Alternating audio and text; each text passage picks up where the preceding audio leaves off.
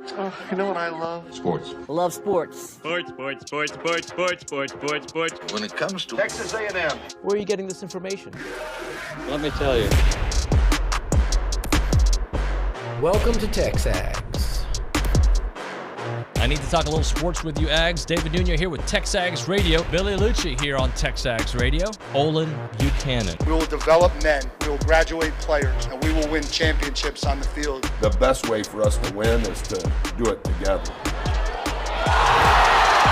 Do you realize everybody knows who you are right now? I think we're coming into this year with a new confidence. Schools are like, we're freaking Texas A&M, man. Like, that's about as pretty a throw-catch combo as there is.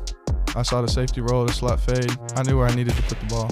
You had no other option but one hand at that point. Yeah, man, 50-50 ball, I got to come down with it. You know, if I'm betting on anybody, it's the Aggies.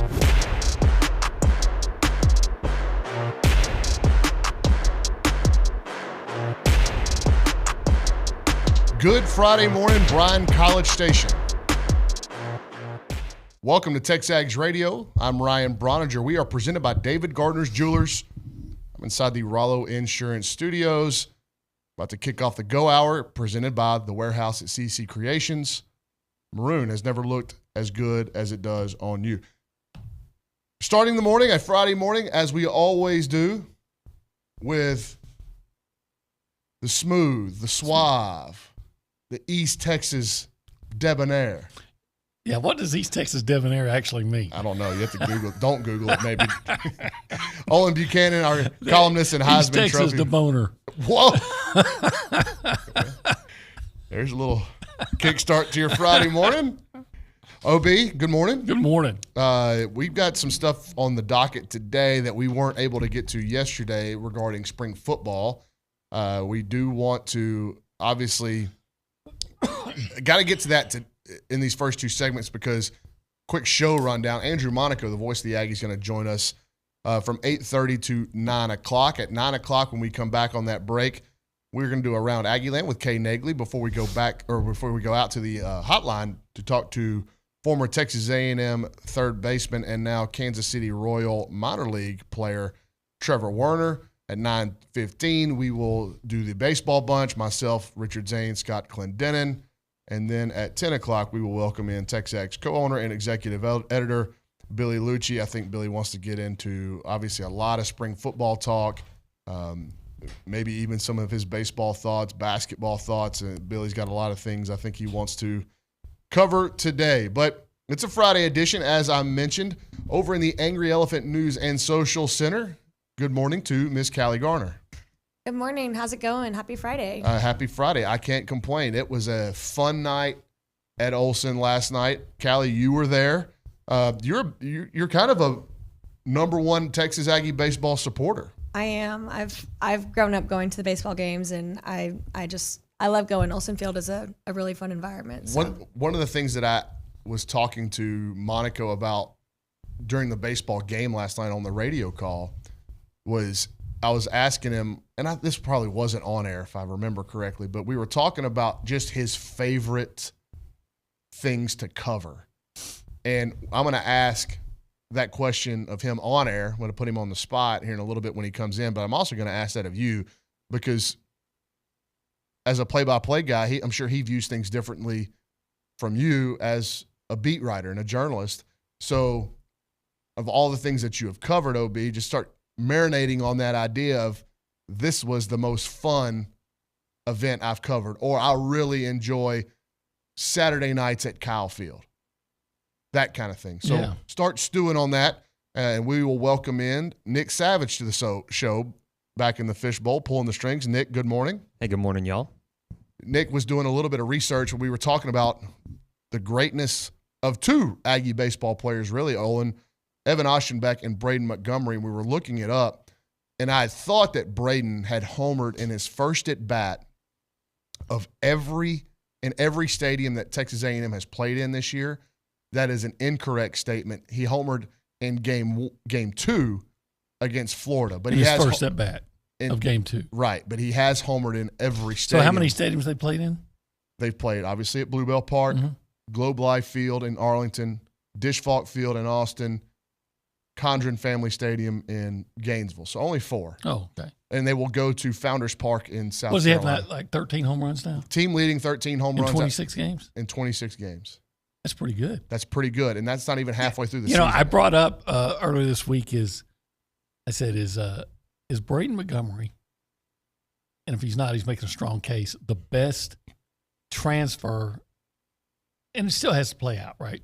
But is he on his way to becoming the best transfer at A&M ever, regardless of sport? Now, Brandon Collins, the SID for women's basketball, sent me a text, said Danielle Adams. Okay, that's a pretty strong argument. That is. Very good, strong argument. But Boots Radford was great. Boots Radford, tremendous. Yes. But Braden Montgomery's making a strong case. And I'm sure there are a lot of Aggie football fans that are hoping Nick Scorton has the same one-year impact that Braden Montgomery or has maybe had. Several. Maybe more than just Nick Scorton. But if every football transfer can have a similar impact as Braden Montgomery or Danielle Adams or Boots Radford, I think we're going to be okay. The Aggies 9-7 winners last night at Olsen Field at Bluebell Park over the Auburn Tigers. A game that we're going to get into it a lot in the second hour, OB. But, you know, if you're just looking at the box score and you asked me to start the show, was I worried about the pitching? And I said, well, if you look at the box score, you'd think, man, they gave up 7 runs in game 1 of a series. But when you really dive into the game, how they gave up those 7 runs. Ryan Brauninger allows a 3-run homer. That's pretty out of character out of him. Evan Aschenbeck, who we'll talk about more in just a second, allows a solo homer. Pretty out of character out of him. And then the most out of character statistic that I thought happened last night was the Aggies made 2 really bad errors in 1 inning that allowed Auburn to score 3 runs and get themselves, I think at that point, had tied the game again. So going into the series, the Aggies were fielding in like the 985 range. Anything north of 970 is good. And they were all the way up at 985. They had kind of a funny play on a soft comebacker to Josh Stewart where he gloved it, knocked it down. The runners had to hold because it was in the air like a soft liner. And then he panicked to throw the ball home when he had plenty of time. That allowed 1 run to score. I think that made the game 6-4. They bring in Evan Aschenbeck with the bases loaded and no outs. He gets a strikeout and a ground ball that would have been a double play. Ryan Targach feeds it to Ali Camarillo, who has just been sensational all year defensively, and he spikes a throw to first. 2 Auburn runs score, and they score 3 runs in the inning to tie it with only 1 ball in that entire frame leaving the infield. It was a line drive single by Cooper McMurray. But so if you're asking me, am I worried about the pitching? I wouldn't use last night as a reason where I'm going, I don't know. I don't know about the pitching. How many innings did Brauninger throw? Through 4 1/3. Yeah, and the game before that also.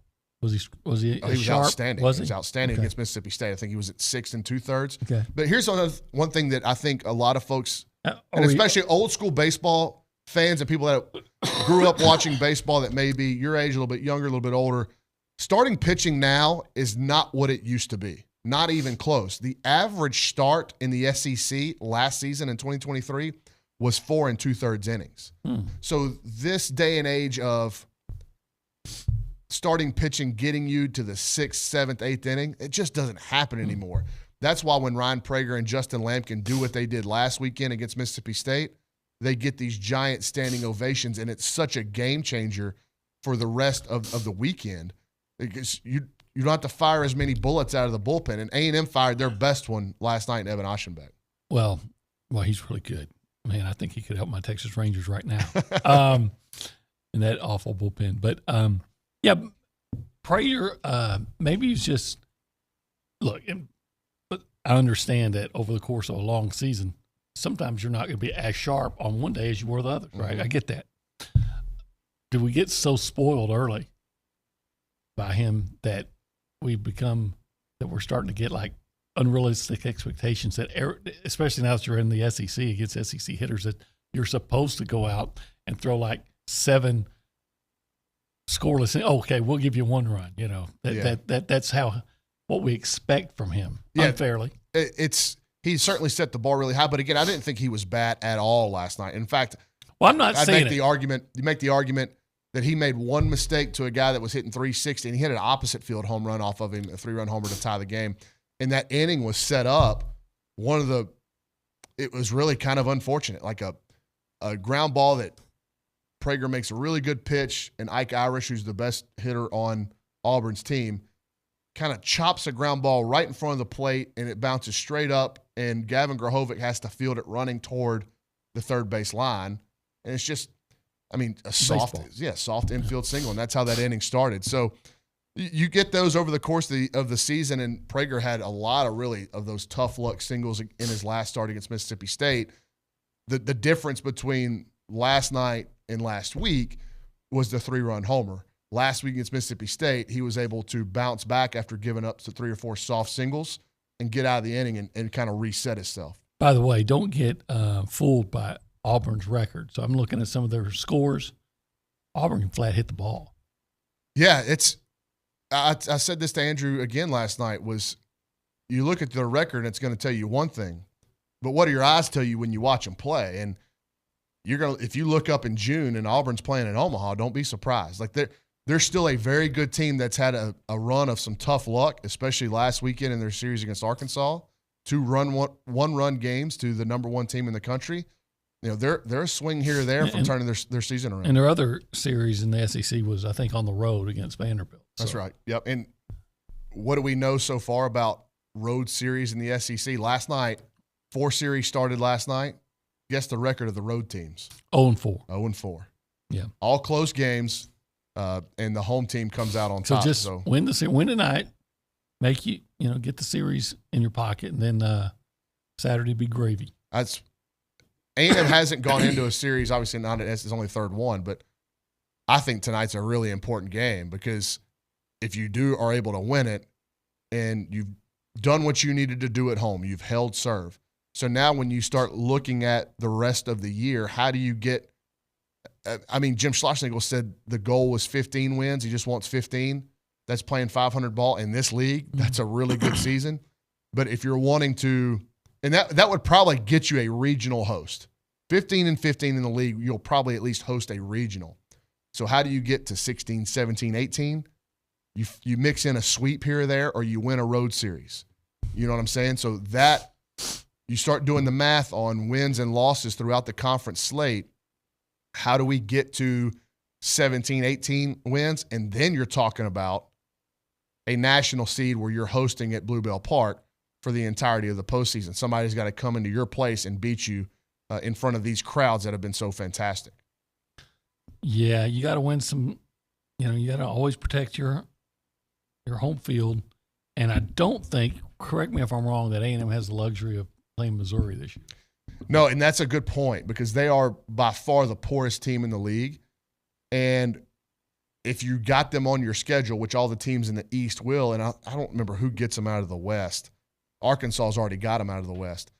Mizzou's going to struggle to win any series, much less any road games. And so if you got Mizzou coming to your place, you can look at that one and say, okay, there's an opportunity for us to sweep. And it's tough whenever there's only one team in the league that's like that. We were just looking at some of the standings.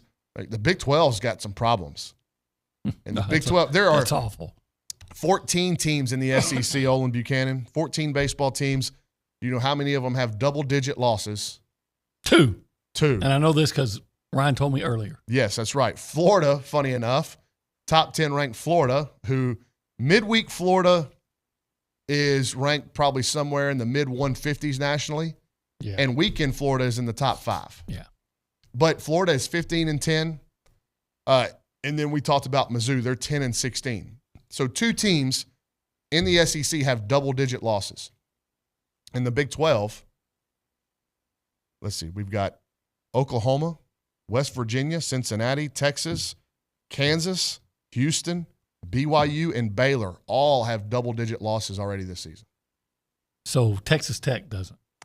Texas Tech does not, but they're 4-6 in the league and 18-8 overall and have been scuffling since the start of conference play. And the Big 12 they have these weekends where they don't play conference opponents in the middle of what should be conference play. Yeah. And so Lamar travels up to Norman from Beaumont last night, and they go in and win game 1 over Oklahoma in their own place. So if you're a Big 12 baseball fan, you are pulling for Kansas State. The conference needs Kansas State to keep playing well. Otherwise, I'm rooting for Kansas State this weekend. Otherwise, the Big 12 in their last, well, they're playing Texas, but the Big 12 in this last year before they looked completely different. Yeah. With the exit of Oklahoma and Texas, they're going to miss out on a regional host altogether. So that'd be something to ask Kendall Rogers. It's still very early to be doing postseason projections, but right now the Wildcats look like the best bet for that league to host postseason games. All right, we're going to a little bit of an early break. When we come back, we're going to switch gears to some spring football, and I've got some questions for Olin Buchanan, most notably surrounding the offensive line and a couple more positions to watch for Mike Elko and company. Excuse me. You're listening to TexAgs Radio. We're presented by David Gardner's Jewelers.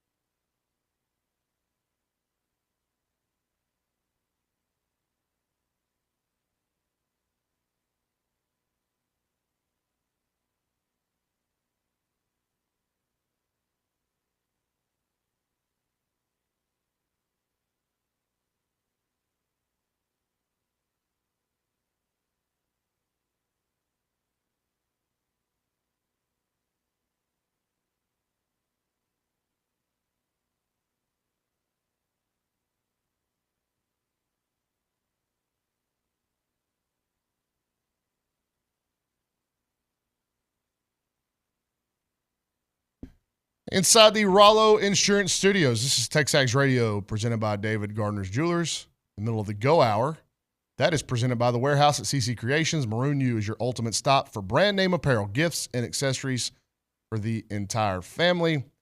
This is Coffee Talk, presented by TexAgs Coffee. Beat the hell out of the morning by going to texags.com/coffee. Don't forget, Callie Garner over in the Angry Elephant News and Social Center, 979-693-1150 if you want to interact with the show. Got Olin for another segment before we welcome in Andrew Monaco. A lot of baseball in the second hour, and then we'll end it at 10, send you into the weekend with Billy Liucci. Aggies gather at the Angry Elephant. Like your politics, love your bar. Find an Angry Elephant near you in Bryan, College Station, Magnolia, San Antonio, and Frisco, all over the state of Texas. OB, we got to get into a little bit of spring football. And I had some questions written down in my show prep from yesterday that we didn't even get into. And we talked a little bit about Torian York because he addressed the media earlier this week. Another guy that addressed the media was Trey Zune. Mm-hmm. And I thought it was really telling what he said about his health and that it felt really good to go out there and play football while feeling good and not having anything hurt. So I'll start the sentence. Sounds like a Robert Earl King song. It feels so good. Just feeling good again. Yep. I'll start the sentence and you finish it. A healthy Trey Zune this fall means? Means that A&M is strong on at left tackle. I would agree. I think Trey Zune, of all the mixing and matching and the inconsistencies of the offensive line play last year, I thought Trey Zune was the best piece from start to finish. He probably was. And you know what? Never, anybody hearing my voice here, never question Trey Zune's toughness. 2 years ago, he played an entire year with a bad knee and a torn labrum. A torn labrum. Playing tackle. We couldn't even talk on radio with a bad knee and a torn labrum. Well, the bad knee, I'm already proving it. My labrum's still not torn yet, but it's probably a matter of time. But I don't have 300-pound guys trying to push me back and over. You want me to come across the table? No, actually, I don't. But are you a 300-pounder? I don't know. Yeah, I'd bet on it. 310. Anyway, so really tough kid, obviously, and has had some injury issues, and now he's feeling good. And I like you just said, despite everything that he's dealt with, he was probably the most consistent offensive lineman last year. And obviously, that position taking a step forward is massive to the success of this football team. And we said yesterday, spring football is overrated. Unless it's year one of a new coaching staff, then I think it's really important. One of the positions that I'm interested in, and I always watch the videos when they put stuff out, and how Adam Cushing interacts with the players, what they say about him, because I think a fresh scenery for some of those guys and a good reset is going to be very beneficial to their development.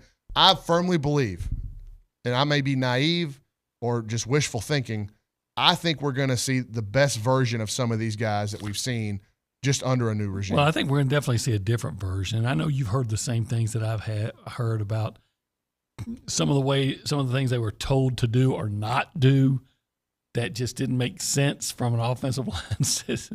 For instance, I'm not going to say who told them, but it will say this. It was a player that said, and the reason I won't say his name is because it was a personal conversation, right? Mm-hmm.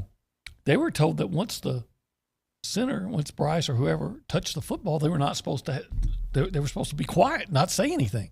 And now, how many times do you watch an NFL game and linemen are pointing and things like that? Because when the defense changes, you have to yell out things to communicate. Because if you're on one end, you don't know what's going on inside and things like that. And they were told not to communicate. When the defense changes, your assignment may change. And absolutely. It has to be, yes. So and that's just one thing. You know, and it talks about you're not trying to find the best 5 pennies on the offensive line. You're trying to find the 5 guys that make the best nickel. And I don't understand how you can do that if the communication isn't as efficient as it could be.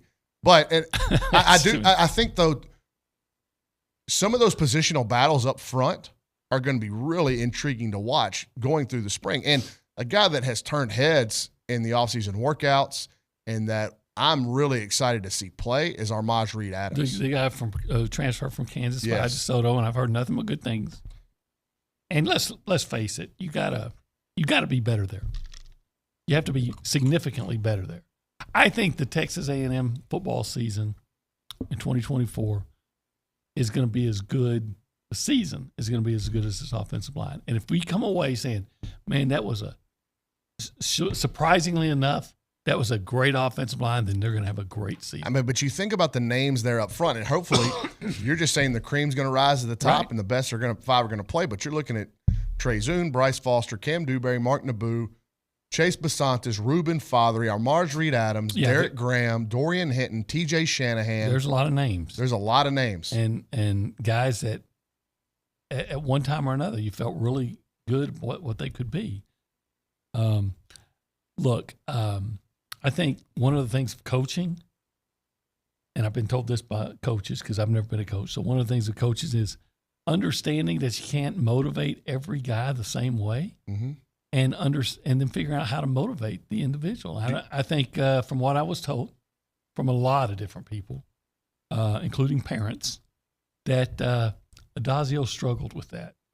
Do you understand? Do you know what the word polyglot means? I don't. A polyglot is somebody who speaks multiple languages. Oh, okay. And so a coach needs to be a polyglot in one sense that you better be able to talk to every kid differently to get the best out of them, both from a motivational standpoint and from an execution standpoint. And that's true amongst all sports. And I know that in my history as a coach, I better be able to tell the kid, I may be trying to get him to do something on the baseball field, maybe in his swing. I better be able to describe what I'm wanting out of him in 10 or 20 different ways, just so whatever phraseology I use that makes his brain click and get it, that's what I need to go with. But you've got to be able to do that across multiple kids and for multiple different arenas of the game. So you're right. Like speaking the language of every different kid, it's not an easy part. And it's an overlooked part of coaching is your ability to communicate to a different kind of kid within your position group. And so Adam Cushing, I think that is what we have heard so far from just some of the NIL interviews we've done, especially from some of the recruits that he is making big pushes for on the offensive line class in the state of Texas. They talk about he's a teacher. He's very cerebral. He teaches the game very well. And so that would, at least for me, make me think that he is a good communicator of what he wants. Let's hope so. Look, there's a lot of guys that you just mentioned, and there's a question attached to almost every one. Sure. You know, does Bryce Foster really want to play football? I've heard that. You know, that's the question. Well, when I said that I think we're going to get a better version of anything we've seen, I think Bryce Foster will be at the forefront of my personal list. Well, I mean, I believe that Bryce Foster will be at what he was as a freshman, but better. Can Ruben Fothery be what he was as a freshman after taking a step back? Is Chase Basantes better at guard, and can he prove it? Is Mark Naboo ready to play either center or guard? And where are you going to play? Yeah. You know, you can go down Shanahan. Mm-hmm. Is this guy going to be as good as he was hyped coming out of high school? The kid from Kansas you talked about. So you can go down the list of everybody. And I don't know that there's anybody that there's not a question attached to him. Can Trey Zune stay healthy? Mm-hmm. Well, can Bryce Foster stay healthy for that matter? And can you now? If you can get a positive answer to those questions. Fortunately, there's like 10 guys. Mm-hmm. So cream rises to the top. So the chances of getting more positive answers are increased, right? You know, another position outside of the offensive line, but kind of right next to it, that's got a lot of bodies, and we got to kind of get it sorted out. Tight end. Yeah. What happens there? Because the early returns on Trey Watson, who was a late addition out of the portal, good things from the Fresno kid. Yes, have been very. And I went out there on day one of practice, really smooth mover at tight end. Yeah, and you know the thing is, when and if Donovan Green is back, you know, I know they're good from a receiving standpoint at tight end with him. I've seen it. I've seen him be a threat. But you know, you got to block too. Mm-hmm. I like what I saw in a very small sample size of Jaden Platt. Mm-hmm. Didn't he have a touchdown against? Was it Abilene Christian? Was that Abilene Christian? Abilene okay. Christian. Had a big catch though in the bowl game against Oklahoma State, I believe. Now we're still waiting on Thor, and who knows if he's ever going to emerge or not. But still waiting. He's still there. So Garrett Miller. Yeah, there's so many guys there. Yeah. You're right. And you know what? That's a part of the offensive line. And it's hard, you know, when we talked a little bit about it yesterday with Josh Pate hinting at this portal madness that's going to happen. those are positions where somebody's going to see the writing on the wall. Mm-hmm. Not just at Texas A&M, but across the country. Right. They're going to go through spring ball and go, man, I don't know if I'm going to play here. Mm-hmm. And they may have been on campus for 3 months. And they're going, I better find somewhere else to go because I can't play here. It's true. And so everybody should be expecting that and aware that it's going to happen and not have weeping and gnashing of teeth. But what it's Callie, going to do, don't be weeping and gnashing of teeth if some guy transfers. What I think it's going to do, though, or what it should do, is if you've got some competitive backbone. And yes. Like we said, cream will rise to the top. It's for A&M, it'll happen at offensive line. It'll happen at tight end. It'll happen at corner where they've brought in a bunch of guys and they're going to kind of figure that out. So these practices they should be, if you just look at it on the surface, they should be, if you've got a good culture, very competitive. Yeah, I would think so. And you know what? In some ways, they're going to learn what it's like for the NFL because, hey, the NIL is going to be more available to guys that earn it, right? Guys that play. If you play and you play well, what do you know? What do you know? There's going to be NIL opportunities, lucrative ones that pop up for guys that perform. Yeah, I could go down that train and because I have a very passionate way. I think we've got the whole thing inverted where we give them the money up front and then we figure out how good they are later. And I think if you go into the recruiting process as a high school player, regardless of sport, and you go, hey, let me just be really, really good, and then let's see what happens as a result of that. So we've kind of flipped it and inverted it. But yeah, I think that goes – I'm going to write a recruiting article about the things I would change with the current recruiting model out of high school. But, all right, we got to table that, shelf that for another day. We're getting ready to welcome in the voice of the Aggies. I believe he's out there sitting in the lobby. So we'll get Andrew Monaco in here with Olin for the remainder of the Go Hour. You're listening to TexAgs Radio, presented by David Gardner's Jewelers.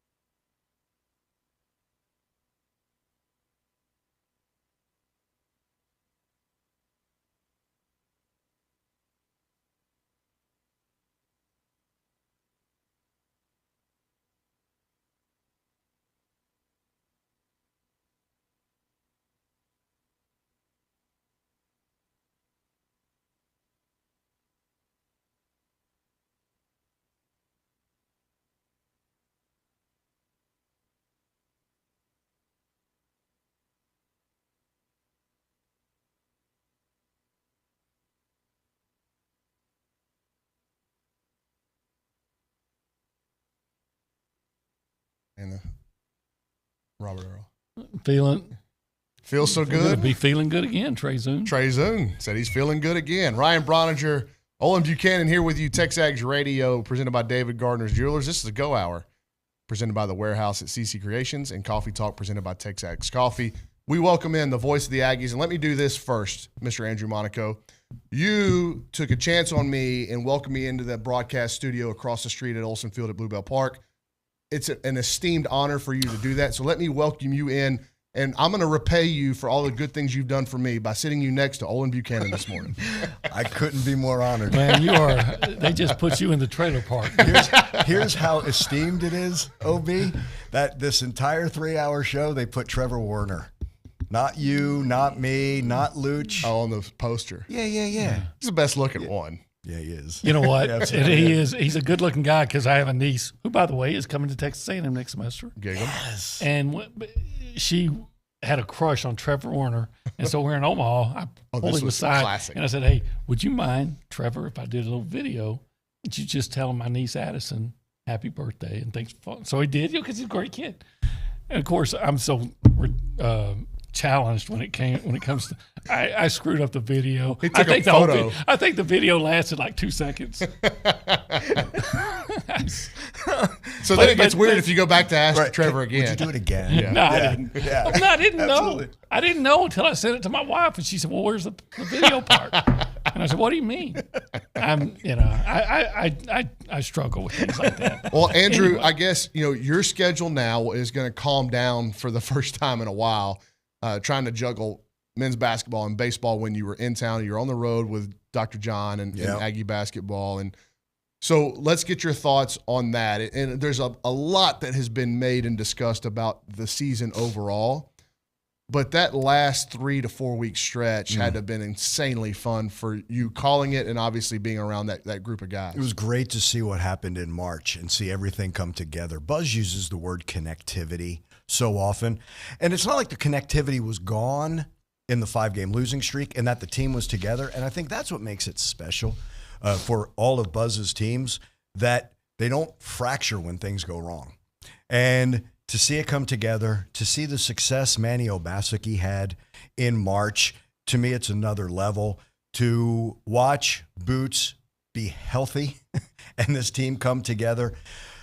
Games that they had to win. They had to go to Georgia and win. All the games that they won, they had to be in a position to even make the NCAA. They did that. They beat a very good Mississippi State team at home. Then they throttle Ole Miss, only to have to play them again in the SEC tournament. And I thought that was the most important game in the tournament. They had to win that one for anything to happen. And then Kentucky was just, to me, that was delicious, is what that was. This team doesn't back down from anybody. And that's what was nice. And I think that was the win that gave them the 9 seed. And I thought because of the way they were hardwired by Buzz and just the culture that he builds, that they were the team that could give U of H the street fight that they were up for it. Agreed. The Aggie basketball team was up for that street fight, and that's what you're when you play U of H, you're gonna get that. That's why I was on the show yesterday, Andrew, saying I think this U of H team is gonna go to the finals now because they're gonna get their legs back under them, and I don't know that there's anybody that's gonna be ready for that brawl that is 40 minutes of basketball. You have to prepare for it for 40 minutes. It's not just a possession or two when you're playing Houston. And again, having played them in December, this is what I love what Dr. Thornton said. There's nothing the A&M hasn't seen in any of the teams they played. Nebraska offensively, the way the Aggies had to play Nebraska defensively was similar to how they had to cover Kentucky. They just did that a week ago. So that's what helped them. Buzz doesn't get enough credit also for tweaking that offense and going more up-tempo. If you remember after that game against Mississippi State, Chris Jan said that took us by surprise. They had just done it on that Saturday at Georgia. And that's what Manny did with that 3-guard lineup. Here's what I'm going to miss. Boots Radford. Yeah. Unquestionably. I wanted to soak in every single second of Boots. There is a poise to Boots. There is a competitive. Buzz uses the word juju, and I love it because Boots just gives that team juju. I enjoyed that. But I enjoyed Anderson Garcia this entire year. The growth and the maturity of Solomon Washington is exciting. It's very exciting. And we're joking about how it was in Memphis as a freshman. They put him in at the end of that game against Memphis, and he's always been in that Final Five since then. And now he's just reliable. He's just a different player, and he just brings just that athleticism. Who blocks a three-point shot with both their hands? And then comes down with it, of course, and starts the break. Yeah. That was the most I think that was the most memorable play of that win over Nebraska, which, by the way, was almost as delicious as the win over Kentucky. I agree. Because I was in a hotel that was filled with Nebraska people, and I'm telling you, Nebraska has a reputation of really polite. Oh, they were salty. They were, these basketball fans. They're just nasty, and they not one of them thought that A&M was going to lose.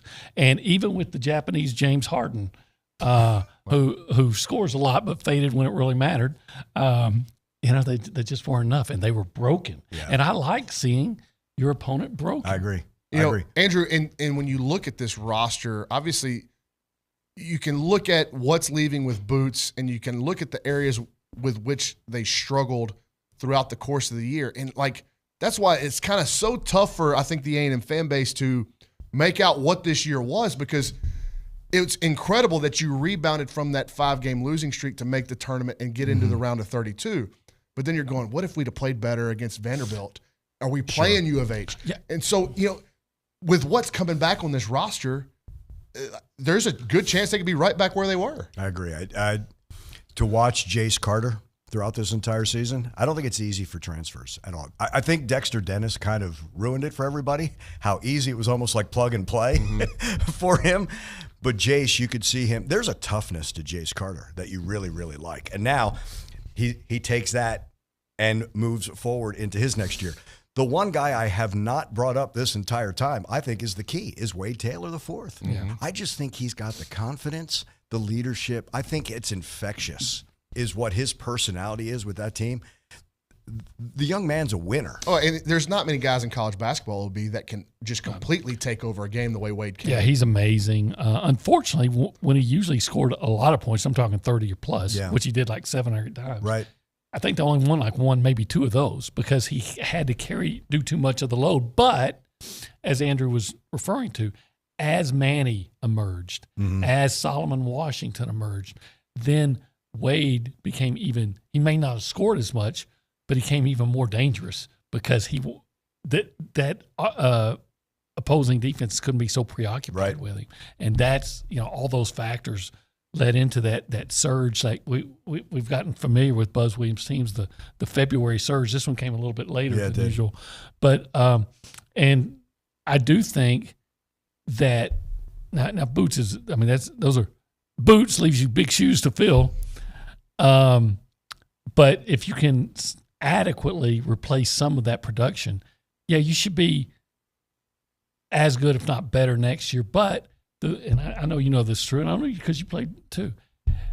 Even with the same guys, it doesn't necessarily mean the next year that you're going to have that same chemistry. Correct. And this team, I think that's what was so valuable about this. They had such a great chemistry. These basketball teams have typically, under Buzz, had great synergy. What was the number one factor of that 2022 Aggie baseball team that went to the Final Four? Was their chemistry, their camaraderie. Correct. You're right, Olin. That's tough to replace. Even if it's the same people, every team is different.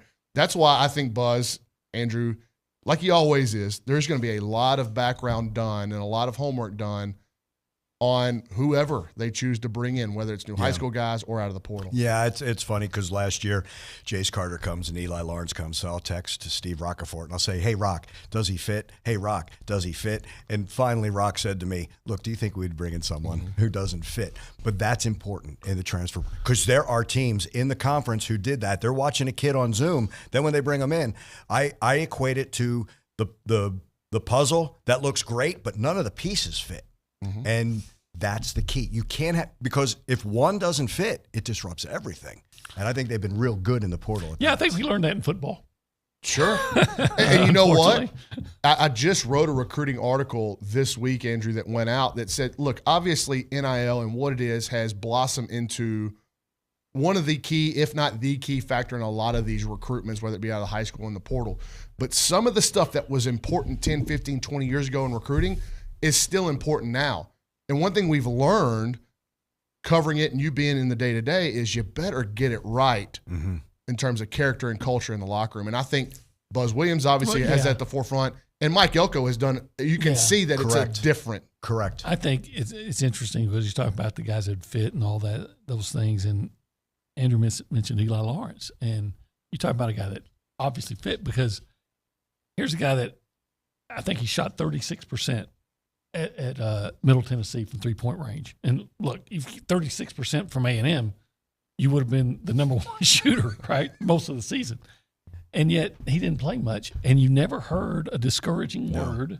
No. In fact, when he played, he played hard, but when he wasn't playing, he was one of those guys that was fully invested. And it shows that he didn't come here, I'm sure, to watch, but he accepted his situation and it was not a distraction or anything like that because he was the right kind of guy. Buzz said. Yeah, and that's how much he knew, that he was in that chair and leading the timeouts. A lot of the times, regardless of sport, your season can be determined not by the guys that are on the court or on the field, but what's going on with the guys sitting on the bench. Because misery loves company. And if I'm upset about my playing time or my situation, I want Olin to be upset, and I want Andrew to be upset with me. And so those kind of cells can start to form and really undercut what's going on the field. And that was not an issue at all in basketball. And parents can do that. And that's why Buzz is quick to not just praise the student athlete, but the parent or the guardian is all in. But that's where that transparency, I think, comes in with all of that. When we come back, we're going to do a fun little exercise. We're going to get from two different perspectives your favorite thing to call play-by-play, your favorite venue, your favorite event, and then Olin's favorite thing to cover. I wonder if the food surrounding the event will influence Olin's decision at all. I say that as a big man. When we come back, a lot more to get to. This is TexAgs Radio, presented by David Gardner's Jewelers.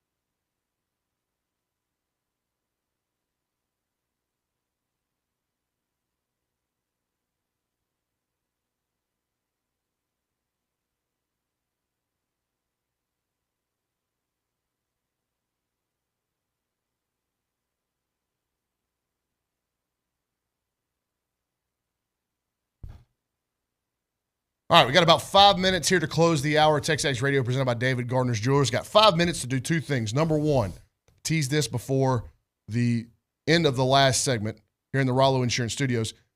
Olin Buchanan and Andrew Monaco, from your perspective with your professions and your jobs, what you do, your favorite event or events that you've covered, let's go in the last 4 or 5 years. What do you really look forward to doing? And for the sake of not being too broad, anything that happens across the street at Kyle Field or Reed Arena or at Bluebell Park, off limits. You got to travel. Oh, you have to travel. Because Caden Kent and I talked about this in Stanford.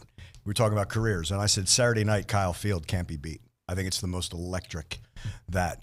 Ooh, OB, you go. Well, first of all, I really enjoy covering the NCAA tournament when I've had that opportunity. That A&M win against North Carolina, I'll never forget. Mm-hmm. And surprisingly, I really enjoyed the College World Series. But I'm a football guy. Omaha is awesome. I was going to say Omaha. And when Schloss said mini Omaha for Hoover, I kind of understand where he's coming from, but Omaha is special. Hoover would be on my list, too. I'm a baseball nut the way you're a football nut. Hoover is awesome. It is. You get to the ballpark at 8:30, you'll stay till almost midnight watching incredible baseball. And the people watching at the Met is worth the price of admission. I agree with that. Omaha. So much you look for stories, too. And I got to tell you, this sounds like a cop-out. Because I love, going to Tennessee to cover a football game is amazing. Alabama, I hate, but it's a great atmosphere. I really like, and Liucci told me to go, so I'm going. I really like going to the SEC spring meetings in Destin. Yeah. Because you get these opportunities to get so close. And that's where I got that. Hold on. You get an opportunity to put flip-flops on in your beach shirt, look like Jimmy Buffett. Hey, I went to work. That was that's where I asked Nick Saban, do you have any evidence that A&M and it was the only time I ever got in Sports Illustrated in my career. Pat Fording led with me. So so there's great opportunities there, and you're in Destin. I see the point where it's relaxed, where you can get things from people. Sure. Yeah. For sure. All right, we got to do Bank on It, presented by Vera Bank. So I said Omaha. Omaha. Yeah, okay. if you say the last 4 years, Omaha. Bank on It, presented by Vera Bank, authentic relationship banking built for real life. Go see Joel Jackson and the team. Learn more at verabank.com. Andrew, this is where you feel good about something going into the weekend, regardless of the topic, sports-related, more specifically Aggie sports-related. What are you banking on? We'll start with OB and let you think about it. I was looking for a broom because I'm banking on a sweep. Whoa. I'm banking Hard to on do in the SEC. You know what? They already got past Auburn's best pitcher, right? And Montgomery's going to hit home runs. Lavalettes going to hit them. That's what they do. By the way, the freshman third baseman. I was telling I walked out of Bluebell Park last night through the player exit about the same time Gavin was getting his post-game meal and walking out. When he walked out, you should have seen the flock of kids run to him to get autographs. What that kid's doing. Well, I wanted the food. But, I tell Gavin, I got plenty of time to get your autograph. I want that food in your hand. But the kids, the way the fan base has responded to not just Gavin, but this team has been something to watch. You know what? So I'm going to stay on that. Bank on he now understands it's bigger than just him, right? And understands A&M. He is just flat out embraced. But I'm going to steal something that you said. I think bank on Jace breaking out, right? You're ready for that. You're ready. We've seen Braden, and we've seen what they've done, but you're ready for that big one. Bank on Jace Laviolette. And if he breaks out, sweet. Well, Jace had 2 hits last night, and there's not many times where you say Jace Laviolette had a multi-hit game and one of them wasn't a homer. I think there's a home run spell coming from Jace where he hits 4 or 5 in 6 or 7 games, and we've seen him do it. He certainly got the talent to do it. Well, here's what I'm banking on.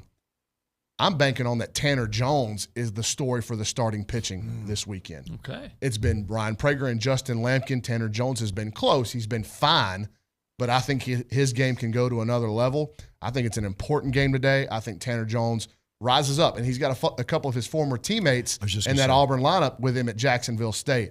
I think he pitches with a chip on his shoulder, and I think he leads the Aggies to a series win today. I'd bank on. And it's been building to this, hasn't it? 30 seconds, real quick, Andrew Monaco. Describe Evan Oschenbeck and how good he's been. Dependable. A pitcher. He's not a thrower. He's a pitcher. Craft. He uses that craft as a pitcher and just gets you out. You're like, the stuff he doesn't have the stuff as you're walking back to the dugout because he just struck you out. You're the man. Thanks for joining us. OB, Pleasure, thanks for stopping in. On the other side of the break, we're going to do Around Aggieland, and then we got Trevor Werner. You're listening to TexAgs Radio, presented by David Gardner's Jewelers.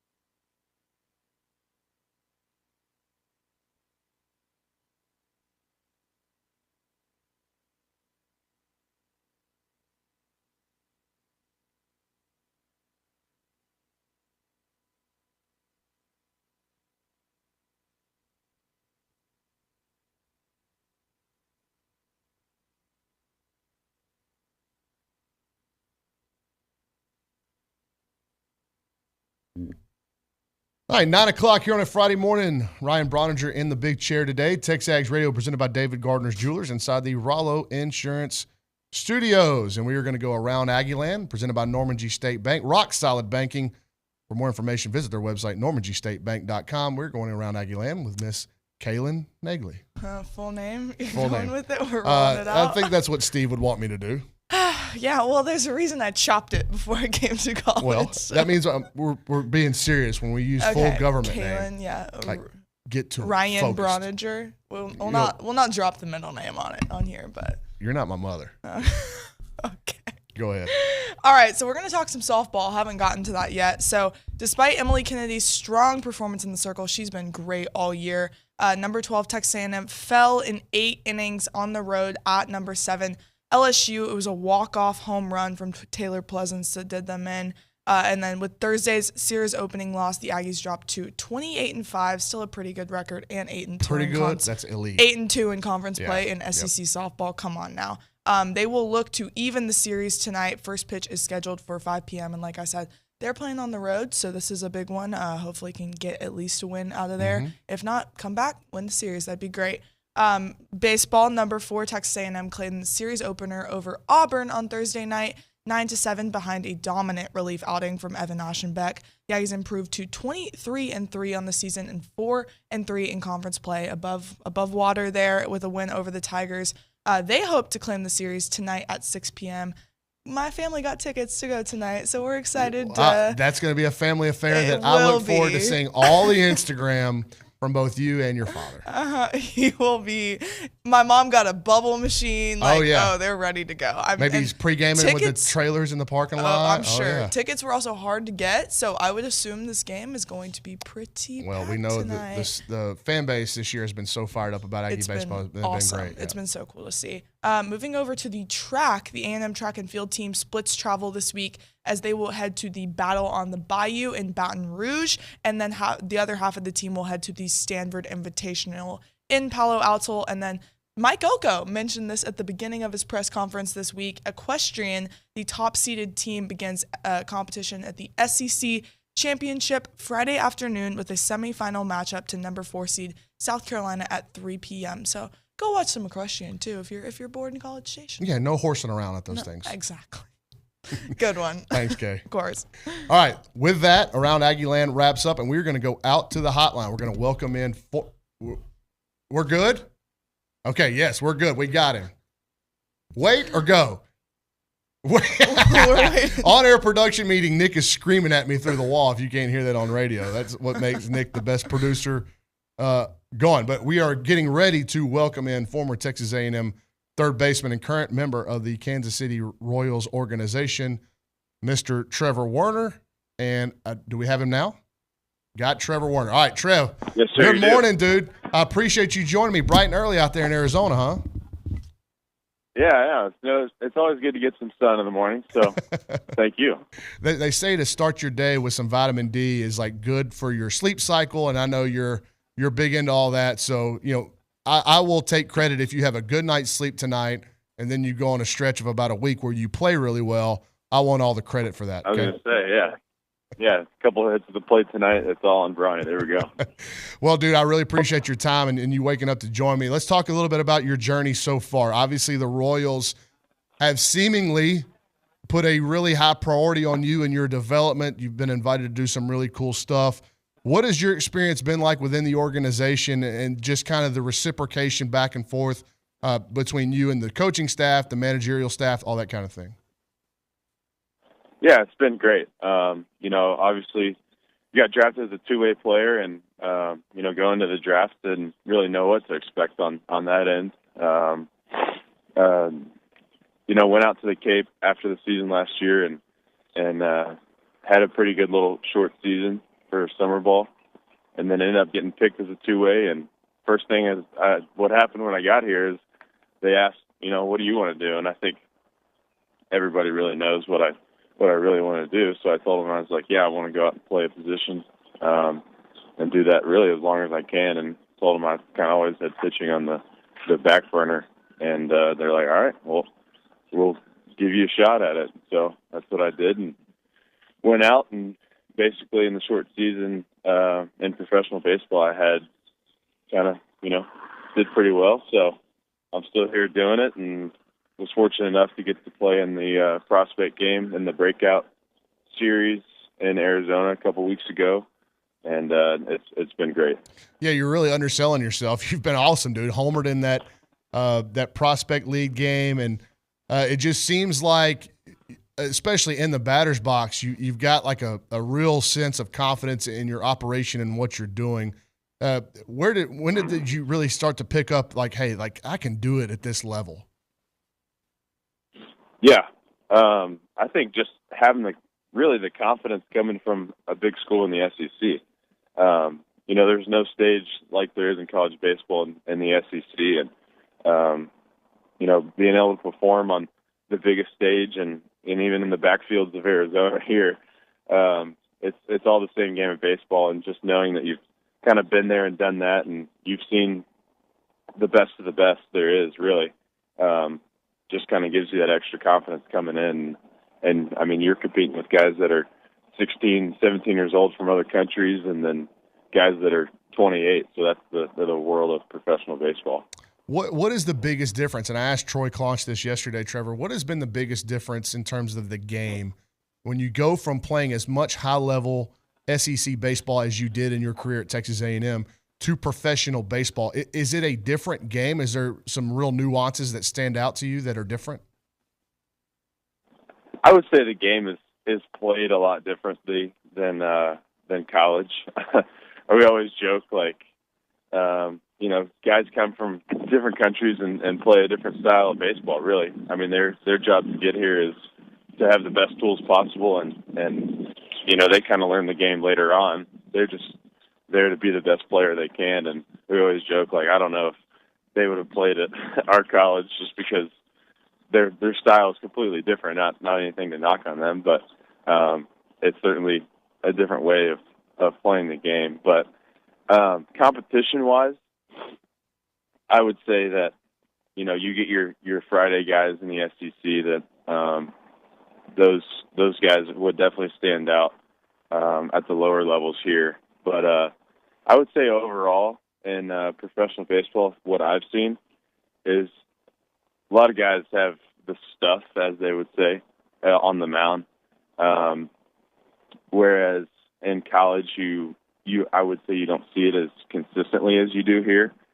And when I say they have the stuff, that doesn't necessarily that means they're the best pitcher. So you get a lot of guys that are just throwing everything hard at you and kind of hoping that it hits the zone, whereas college you may get a better pitcher, if you know what I'm saying. Yeah, for sure. And it can make for some uncomfortable at-bats when you got a guy out there throwing really hard and doesn't necessarily know where it's going. But was there any kind of mechanical adjustment that you made in the box that you really thought paid off for you? Or do you think it was just the amount of times that you had stood in the batter's box at a high level that prepared you so much and helped you take off in minor league baseball? Yeah, so I would say the first thing that kind of helped me, my first couple of weeks here, I was playing well. Went out to low A affiliate, and first couple games did well, and then went to a stretch about a week and a half where I was not doing so great. And so we're just kind of talking to our minor league hitting coordinator here and just kind of bouncing some ideas off of him. And I found that I was hitting way better with two strikes. And I was trying to figure out why. And so I was basically getting a little wider in my stance and a little lower. So I felt like I was more on my legs than in the ground, and just kind of told myself, I'm just going to try to touch the ball, because that was something that early I always emphasized at A&M. It's you don't have to really generate power. You're so big and strong, you just got to touch it and make the right swing decision. So kind of took that mentality and just kind of ran with it from there. Just that mentality of not necessarily just trying to touch the ball. I'm obviously, when I step in the box, I'm telling myself I'm trying to do damage, but that's just kind of the mentality of, I just got to make contact and it'll do the rest. Yeah, and I did want to ask you this as we kind of transition into this current Texas A&M baseball team. I know that you were able to do a lot of work or some work with Gavin Grahovic as he prepared to take over your spot there at third base. And it's kind of eerily similar, Gavin's progression as a prep and youth player to yours, where you spent the majority of your time at shortstop, and you even came in at Texas A&M and played shortstop and then had to move over and transition to third base. Number one, Trevor, how difficult is that? And then number two, how pleased have you been with the growth of Gavin defensively so far this season? Oh, yeah, no, he's awesome. I loved working with him while I was back for the offseason. He's a great dude and a great player, too. But, yeah, I mean, that defensive change is certainly a tough one. even though it's however many feet away from that position on the diamond, it's a completely different game over there. I will stand by that third base is the hardest position in the infield. Some people may disagree with that, but I think it is. Just the reaction aspect of it versus shortstop. I think obviously shortstop, you have a lot more responsibility on the field, but I think when it comes to decision making and that kind of reaction that you have to have, it's a completely different game, and it's been awesome to watch him. I try to watch every game that I can. If I can't watch it live, then I'm watching the replays, and he's certainly having a great year. Well, man, when you watch this A&M team play overall, obviously you were a part of one of the more legendary teams in school history, but this is a very different team from either of the last 2 years where you played such a prominent role for Coach Schlossnagle. How would you describe this team? Obviously off to a 23-3 start, and it really doesn't matter who you're playing. If you went 23 out of 26, Trev, you know how difficult that is. But when you watch this team play, what stands out to you about their style? Yeah, I mean, they're electric and they're exciting to watch, man. I think the biggest thing is, like, when I turn the TV on watching them, I like to see them have fun. And I know that they're doing that, especially with guys like Hayden Schott and Jason there. And, you know, I'm kind of missing it a little bit, but then again, I'm happy to be where I'm at right now. But it's always exciting to watch them and see them have success. I know you and Trevor you and Troy and Willie Johnson and Detmer got together recently for dinner, but how cool is that, man? Is that the number one thing you miss? That's what Troy said yesterday, that, man, the thing I miss most about college baseball is just the guys in the clubhouse. Would you say that's at the top of your list too? Yeah, for sure. That's certainly days that you won't get back. But, you know, we got a pretty good group here in Kansas City, so that's one thing I'm really excited about. And we'll all get shipped out here coming Monday, but it's certainly not the same as it was at A&M. And that was really, I think, the biggest thing in credit to that 22 team is we were tight, and I mean, we just had a great time, and I think that's certainly important in being able to win and have a great year. And I think this year's team's off to that good start, so excited for them. If you were to sit down with a high school baseball player, maybe the high school version of Trevor Werner or the equivalent, and you were going to tell him the reasons why he should go play college baseball and let pro baseball happen when it's supposed to, what would be the main reasons you'd be a proponent of playing college baseball? I would just say that the amount of opportunities, they're really priceless. You know, coming out of high school, kind of going into the draft, you have to set a number for yourself, like what you value going to college and being able to pass up that opportunity. And I mean, unless it's like really big life-changing money, I even then, like, I still don't know if I would trade that for missing out on college baseball. I mean, that was certainly the best times of my life and the most fun I've ever had on a baseball field. And I mean, not many people get to experience, you know, playing under the lights at Olsen or whatever other field there is in the SEC, and to pass on that opportunity out of high school would have been a huge mistake. But yeah, I mean, I really can't speak high enough on that, just because I think Gavin Grahovic and guys like Jason Violet and all other guys that, you know, were ranked high out of high school and chose to come to A&M or to any SEC college school. I think they'll be thankful for that decision the rest of their life. Trevor, what's one thing you miss about living in College Station? Certainly going to miss the football games. Just the whole game day atmosphere and that kind of, you know, now I'll be off playing somewhere, but, you know, just being around the guys on game day and going to support the boys at the football field and, you know, that whole atmosphere and College Station, I'm going to miss that the most. Well, dude, you're the best. I really appreciate you joining me. I hope we don't see you in College Station for a long time. Like I told Troy yesterday, I hope you play until they tell you can't no more, and then you come back and get the recognition that you and the rest of that 22 team and that a lot of that 23 team deserve. Because listen, I'm at the ballpark still every day, just like I was when you were here, and a lot of folks still talk about the stuff you guys did, and as they try to compare this 2024 team to that 2022 team or even some of that 23 team, you guys definitely left an indelible impression here at Texas A&M. And I mean, I'm sure you're hoping, just like everybody else, that this group surpasses what y'all did in 22. For sure. Everything that we kind of set that year is for the success of the teams to come. So it's going to be exciting to watch in the rest of the year. Trevor, good luck, buddy. Thanks, Bronny. All right, that's former Texas A&M infielder and current member of the Kansas City Royals organization, Trevor Werner, joining us on the phone from spring training in Arizona. When we come back, we will continue the baseball conversation with the baseball bunch. Myself, Richard Zane, Scott Clendenin, coming to you from the Rollo Insurance Studios, the baseball bunch, when we come back on TexAgs Radio, presented by David Gardner's Jewelers.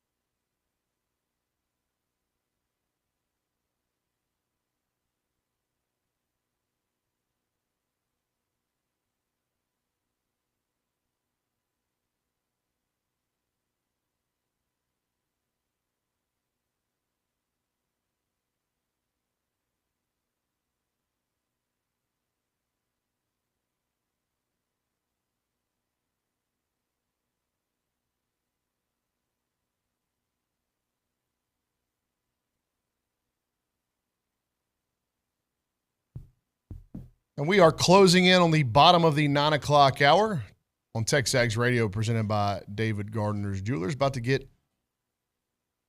dive headfirst into the baseball bunch from now until 10 o'clock when we'll welcome in Billy Liucci. First, let's go over to the Angry Elephant News and Social Center where Kay Gardner awaits. Don't forget, you can interact with the show. We want baseball text if you've got them between now and 10 o'clock, 979-693-1150.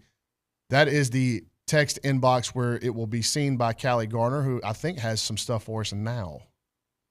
Yeah, well, first of all, we got some awesome compliments for you in the YouTube chat, Bronny. Oh. They're a big fan of your commentary on Aggie baseball and your quick, informative takes. So awesome there. And then I was actually just talking to Mr. Monaco about that in the lobby. You do a really good job, and for someone like myself, and I think I have a decent amount of baseball knowledge. I am always learning from you, and I feel like the casual listener and the casual baseball fan is as well. So look, it's the only yeah, thing. Bronny, we love Great you. job, Bronny. Yeah, You're so Keep awesome. it up. Keep it up, Bronny. My mom's listening. Bronny. Can I call my wife to make sure she turns it on and we can do the whole thing again? Yeah, we'll just run that back really fast. Anything else, Callie? Yeah, PG Aggie King Oaks wants to know if Auschenbeck is done for the weekend.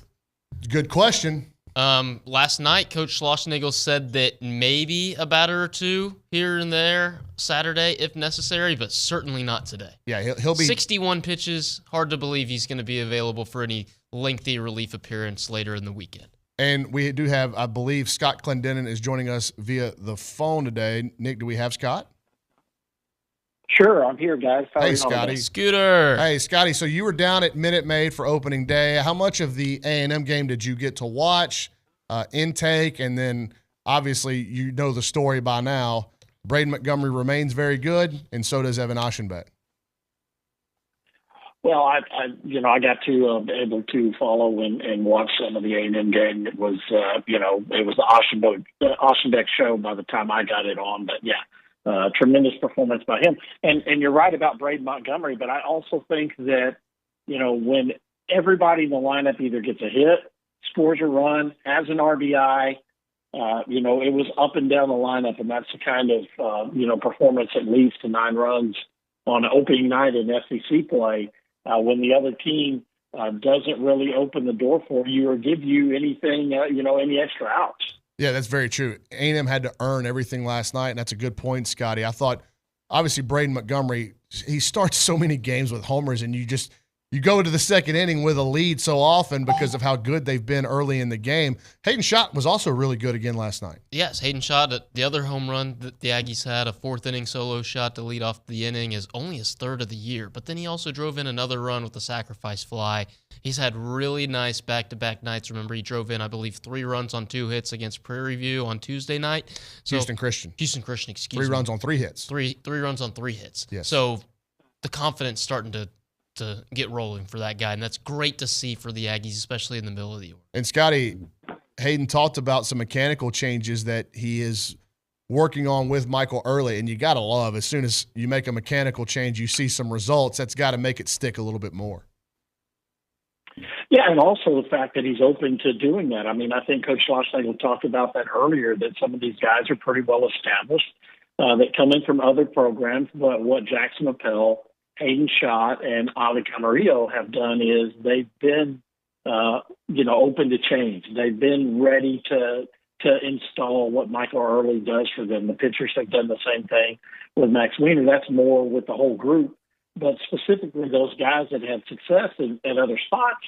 Sometimes it's like, well, why do I want to tinker with my swing? I've been able to do this. Well, in the SEC, and you get a hitting coach like Michael Early that's going to work with you, if you're receptive to what he wants to do, he's only trying to make you better. He's not sitting there trying to make wholesale changes. It's a tweak here and there. And that's one of the reasons why when Hayden Schott gets it going, this lineup becomes even that more dangerous. And, especially the right-handed pitchers, have a problem with what A&M is going to put out there at DH and left field with, Schott and Terrell really getting some time right now. Yeah, and the reason why you're able to slide Hayden Schott into that DH role is because the recent emergence of Caden Sorrell offensively and defensively. And again, last night, Richard has a double, had another hard hit ground ball into the shift. It seems like, and And he also tried to make another catch over the short wall down the left field line. Like broke his ribs. But people forget, or maybe they don't know, that there wasn't that much of a gap in terms of prospect between Gavin Grahovic and Caden Sorrell. Everybody's timeline of when the light goes on is different. But in terms of overall talent, Caden Sorrell is in the neighborhood of Gavin Grahovic. He just needs a little bit of seasoning and a little bit of, okay, I've seen it, I can do it, and a little bit of confidence, and we've seen him take off since then. And I think maybe the difference in the mindset of the fans is because they look so much different physically, right? Gavin Grahovic looks like he should be playing the big league level already, looks like a 26-year-old, 27-year-old professional athlete, whereas Caden Sorrell looks a little bit more like a freshman. But, man, I know that during the offseason, and you were talking about this, the hand speed of Caden Sorrell at the plate is only going to continue to come to the forefront and allow him to get more and more extra base hits and get even better at the plate. And if he's going to do what he's been doing at the 9 spot for the Aggies, it's going to roll over, and Grahovic's right there, and he had another 3-hit night. So it's those two freshmen, 9-1 in the Aggie order right now, have been amazing the last couple of months. You know, Scotty, it's why it's so important and why the offensive outputs and run outputs have been really good over the last couple of weeks for A&M is because of the job being done in the 8 and 9 hole by Ali Camarillo and Caden Sorrell. And whenever you hand the baton to those big sluggers at the top of the order in Gavin, Jace, and Braden, that is the perfect recipe for success for this A&M offense. Certainly is, and you know, Camarillo had the rough time up in Arlington, and it got him in a bit of a slump. I think he was like 3 for 30 at one point around that time.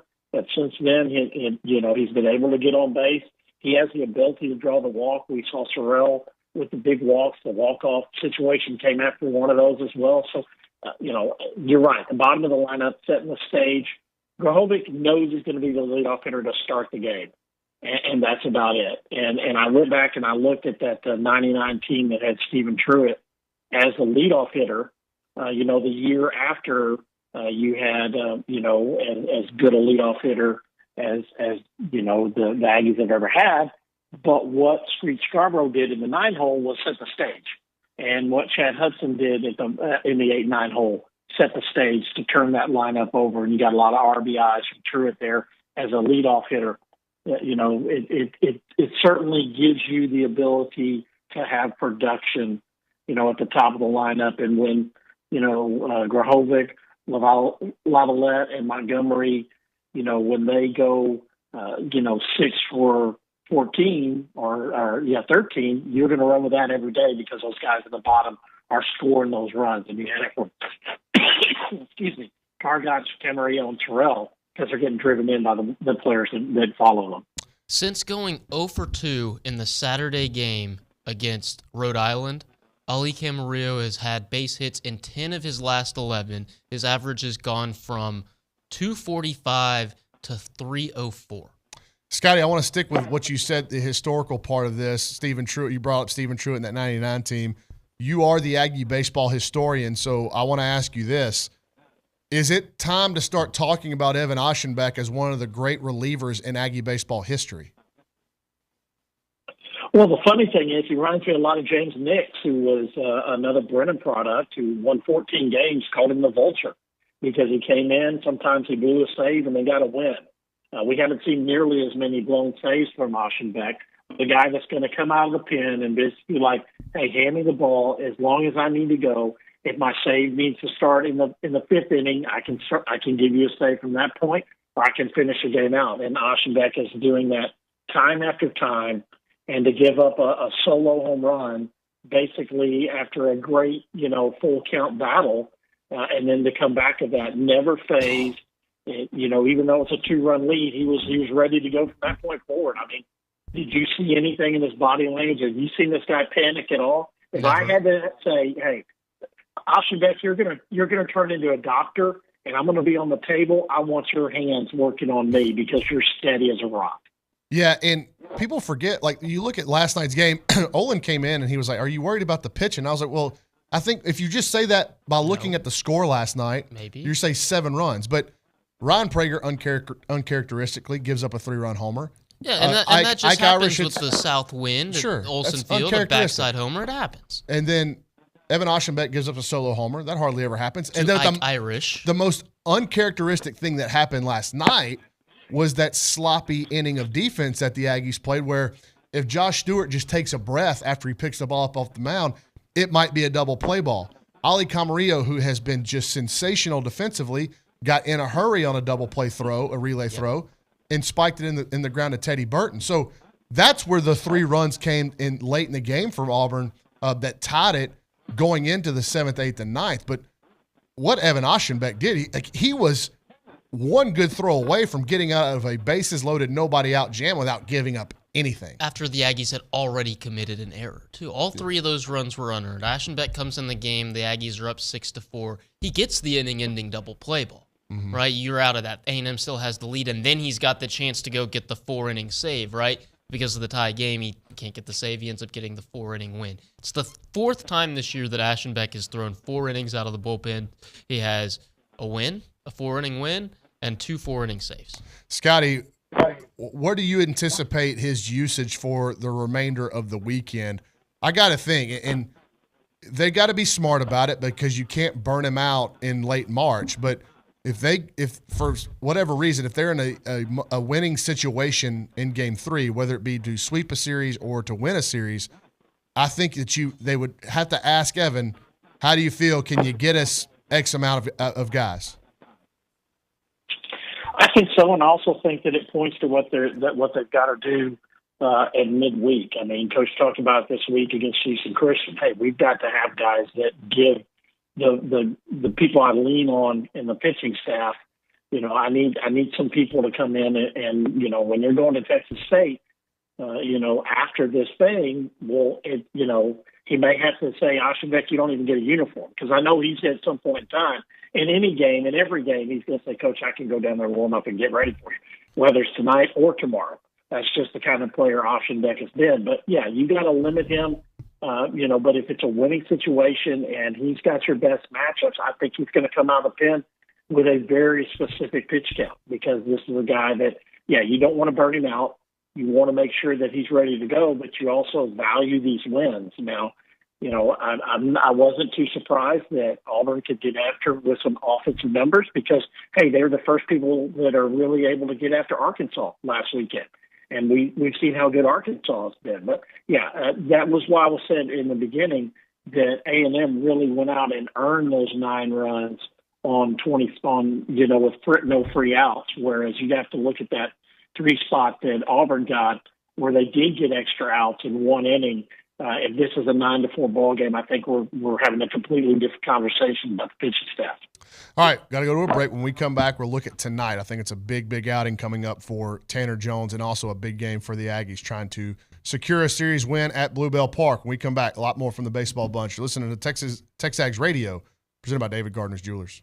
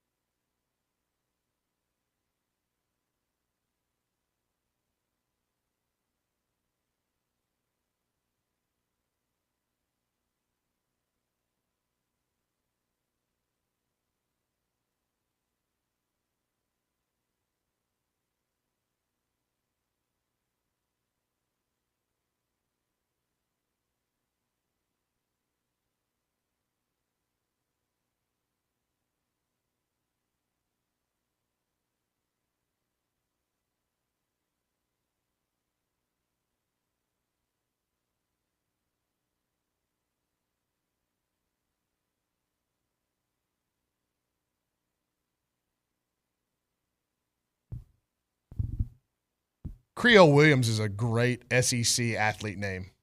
That needs to happen. You have a great singing voice, Ryan I Brauninger. don't. I just want to let you know that Just because I know I'm that fat. the listeners don't know that, but you have a great singing voice. Miss Callie Gardner over there in the Social Center, the Angry Elephant News and Social Center, definitely agrees with me. You are a fantastic singer. No, I'm we not. should have you out to sing Which- at the national anthem at Bluebell Park. It's the complete antithesis of Olin's idea that fat people are good singers. I am a perfect example of how that is not true. Now, my dad can sing. My mom can sing. My grandparents could sing on my dad's side. I have a very limited skill set. One of them is not singing. It's also not hosting a radio show with any kind of efficiency. All right, Ryan Brauninger in the host chair. TexAgs Radio presented by David Gardner's Jewelers. We continue our baseball bunch conversation.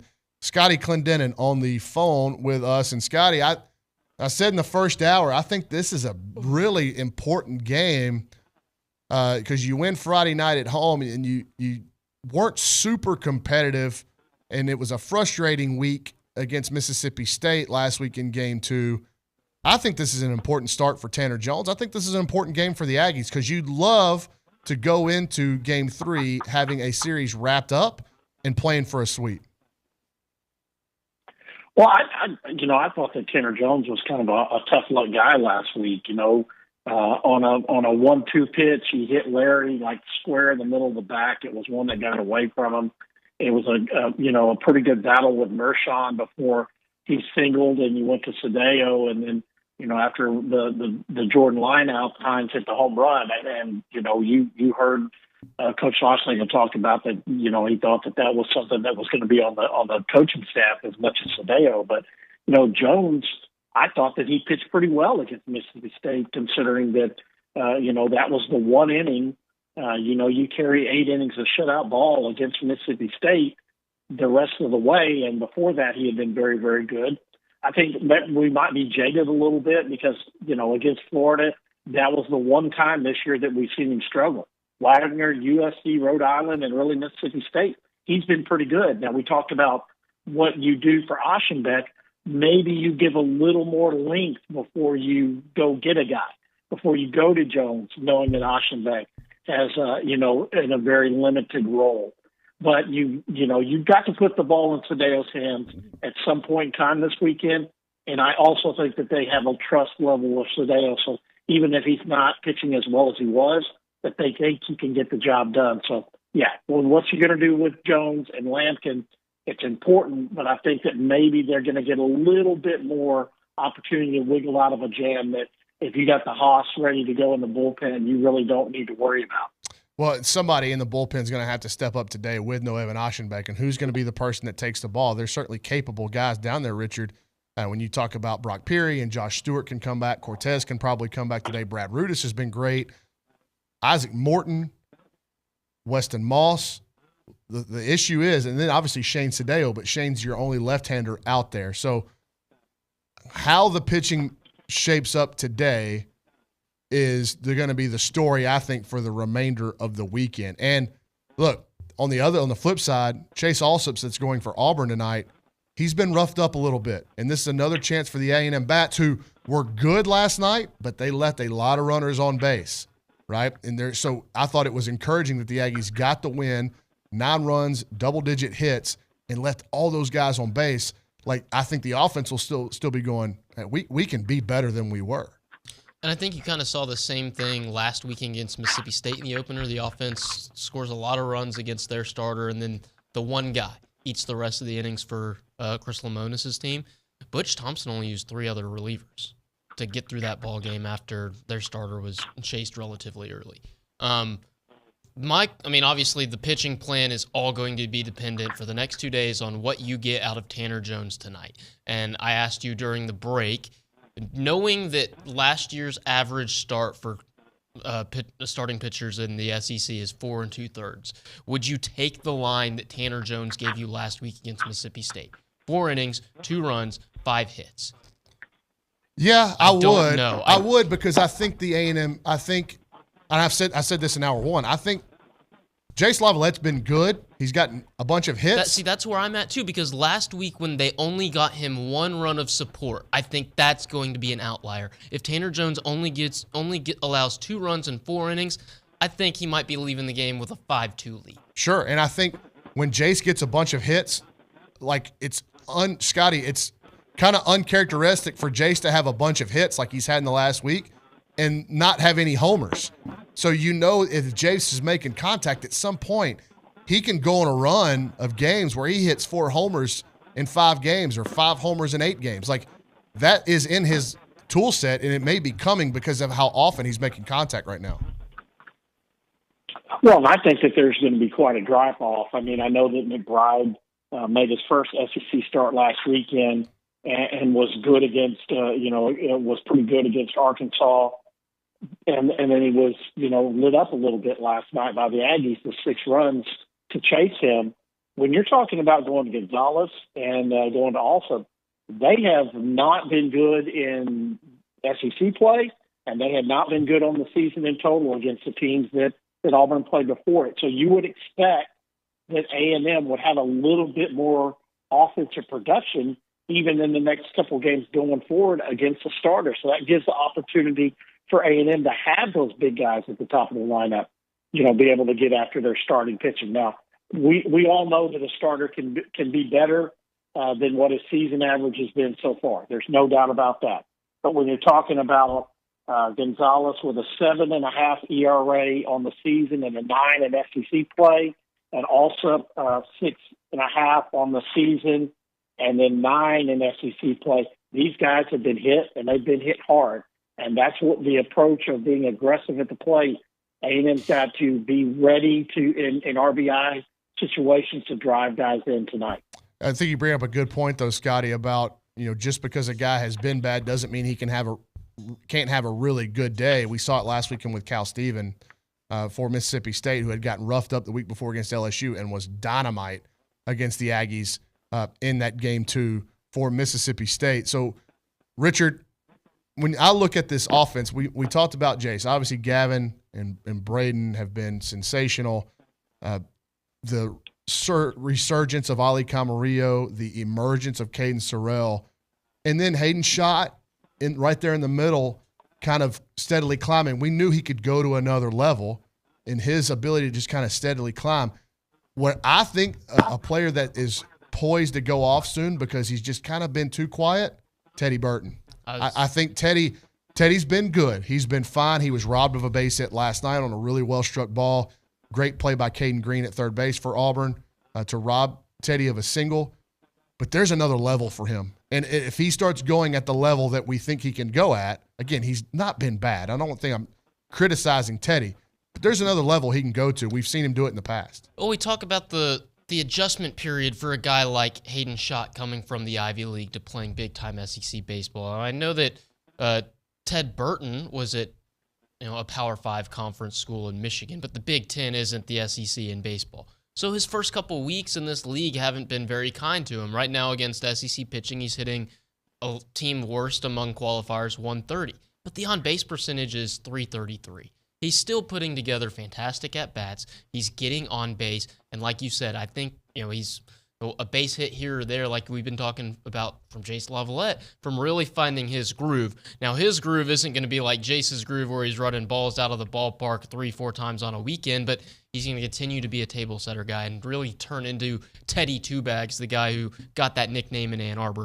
So, yes, I think that Ted Burton is the guy that has kind of been a little underwhelming thus far, but we were actually talking about this last night post-game with the SID Kyle Stafford. He's also that guy that seems poised to turn it up and take it to another level. And if he can, in that 5 spot, with guys that are on base, because Jace hasn't been hitting home runs, but he's been on base. Braden Montgomery, when he's not hitting home runs, is on base. Jackson Appel seems like he's always on base. He's going to find himself in some RBI spots and start producing more offensively as well. Scotty, I think Teddy reminds me a little bit of, in terms of how he could influence this offense, very similar what he could do to what Brett Minnick did in 2022. He could be that guy. Well, and I also think that we've got a pretty high bar, and being who was really a big producer at Michigan, I mean, 286, 3 home runs, 16 RBIs, more walks and strikeouts, leads the team with 7 stolen bases. He hasn't been bad. And the balls that he has barreled up that have gone for outs, the expected batting average, I haven't seen that number, but it's probably higher than the 286 he's carrying right now. But we've also seen glimpses of how he could really be a guy in the 5-6 area that can really, raise the level of this team. And he's in an important spot because is there going to come a point in time where Jackson Appel gets pitched around a little bit more? I know that the guys on in front of him kind of make that hard, but the mixture of this lineup all the way down to the bottom is the reason why I said that at the beginning, that everybody got on base. Everybody had an RBI or scored. Everybody had a hit or they had a walk. Last night was a prime example of how you can win games with everybody doing something to contribute to the whole. And I think that Burton in the middle of that lineup is a kind of a glue guy and gives you an opportunity to really set the stage for the bottom of the lineup, maybe for them to get more RBIs because he's on with the ability to steal a base after a walk or a hit, or, if he does get a double, that they can have some RBI opportunities too. All right, we got some more to get to on the other side of the break. I have a short segment before the end of the hour. We'll continue our baseball talk with Scott Clendenin and Richard Zane on TexAgs Radio, presented by David Gardner's Jewelers.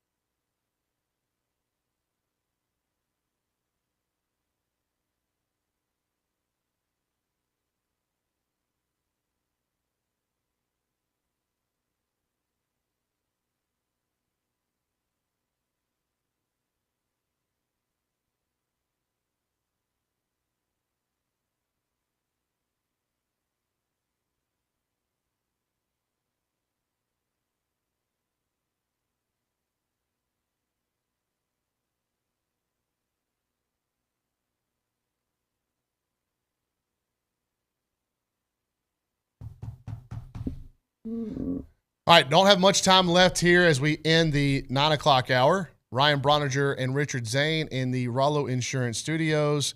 TexAgs Radio presented by David Gardner's Jewelers. Scotty Clendenin on the hotline. Let's go over to the Angry Elephant News and Social Center. Get a quick text from Callie Garner as we close this baseball discussion in this hour. Callie? JB in Canyon says, do you think second base will be a by committee position this year? Anyone other than Targach and Kent have the chance to play there? Well, not until Travis Chestnut. Well, we haven't seen them give Jack Bell a ton of run out. No, he's only got 9 at-bats this year. But he does walk. He has walked in those at-bats. 8 walks. So his on-base percentage is an outlier among those 3 second base options right now. But, Scotty, it seems like they are just going to go by committee and maybe just waiting out the availability of Travis Chestnut as he comes off that oblique injury. Yeah, and I think that interesting. I mean, they're not, and a lot of times you would hide, somebody down there in the 9 hole while you're trying to get that position going. But with us, we talked about it with Camarillo and then Terrell and 8-9. They've kind of put that in the 7th spot, and it might be a little high if people are just looking at the numbers as far as But I think they've got a pretty good thing going in 8-9, turning it over and giving Grahovic the opportunities like we talked about earlier on. So, yeah, I think that and Chestnut is a little bit different than any player that A&M has. He would be different in this lineup with his ability, his speed. And, if they're getting solid defensive play, which I think that all, Bell, and Kent and Targach have given them, then it makes it a little bit easier if you're trying to find the hot hand or if it's a place setter until you can get Chestnut back in there and see if he can try to, recover. Because, you more than anybody know that the oblique is something that it's hard to get through because it's such a strange injury and the twist and motion on the trunk when you're trying to swing the bat. That's something that's hard to overcome and it can linger, and they don't want that to happen. Richard, it's no question the biggest still remaining debate or question mark for the offense is what happens at second base. It seems like everywhere else we're kind of getting settled in roles. Caden Kent's hitting like 100 points higher than Ryan Targach at this point. But when Ryan Targach does make contact, the ball is going to go much farther. Yeah, the reason he's getting a chance is because when he impacts the baseball, yes, it can do. We've seen him do special things. The problem is we're going on a couple weeks where he's not really impacting the baseball enough. And the idea that one is significantly better than the other defensively, at least the numbers don't agree. But yeah, I don't know. Those 2 options, I feel like they've played out. I understand one's left-handed, one's a switch hitter, so it gives you the opportunity to platoon it. But personally, I'd like to see more of Jack Bell there. Just get him in the game. Just see what he can do. Yeah, get some seasoning on him, see what can happen. But, yeah, I think it'll be a revolving door. Scotty, thanks for joining us, man. We'll see you at the ballpark tonight. Richard, thanks, dude. I said, Richard, thanks, dude. Oh, thank you. When we come back. I thought Scotty was going to say when something. we come back, Billy Liucci will join us to close the final hour of TexAgs Radio this week. We're presented by David Gardner's Jewelers.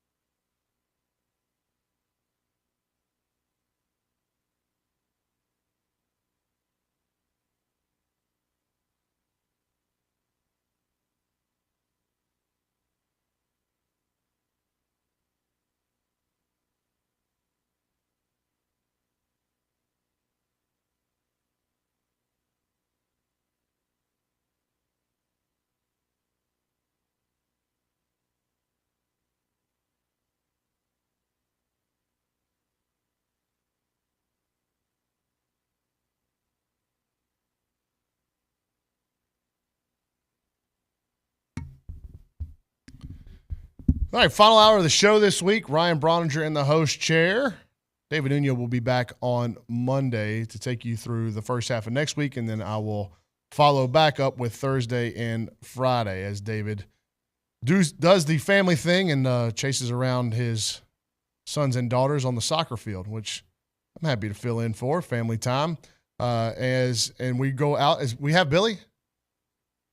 No, sir, not yet. Okay. We'll tap just give dance. him a few minutes. Yeah, we'll tap dance for a little give bit. Him a call. Okay. We're awaiting the arrival or phone call of Billy Liucci here on TexAgs Radio, presented by David Gardner's Jewelers. Don't forget, if you want to interact with the show, 979-693-1150, 979-693-1150.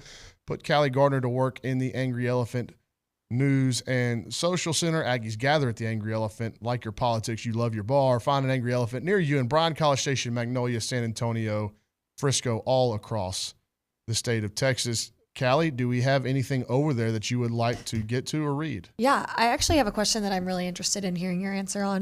Matt in San Antonio says, right now D1 baseball has 3 teams from the SEC West in their top 8. Is there enough space for a third team to make it as a national seed after these teams start beating each other up, or will the Ags have to finish first or second in the West to secure a national seed? They finished first in the West in 2022, and they were the 5 overall seed. A lot of that will depend on what happens around them in the other leagues. And we talked about the Big 12 in hour 1 with Olin Buchanan, and unless something drastically changes, they are probably only looking to get 1 regional host. And I guess Kansas State could go on some crazy heater and get hot and secure a national seed. But right now, if I were a betting man, I think that the Big 12 just gets 1 regional host as a top 16 seed and none of them in that top 8 national seed. So if that happens, a traditionally solid baseball conference, and of course Texas, TCU, Texas Tech, they could all turn it around. Oklahoma still, I think, is in the conversation. Even though Kansas State, I believe, is out in front by a game or 2 in the league standings, and the Wildcats have the best record. But if that traditional baseball conference isn't able to secure another regional host, then they've got to go somewhere.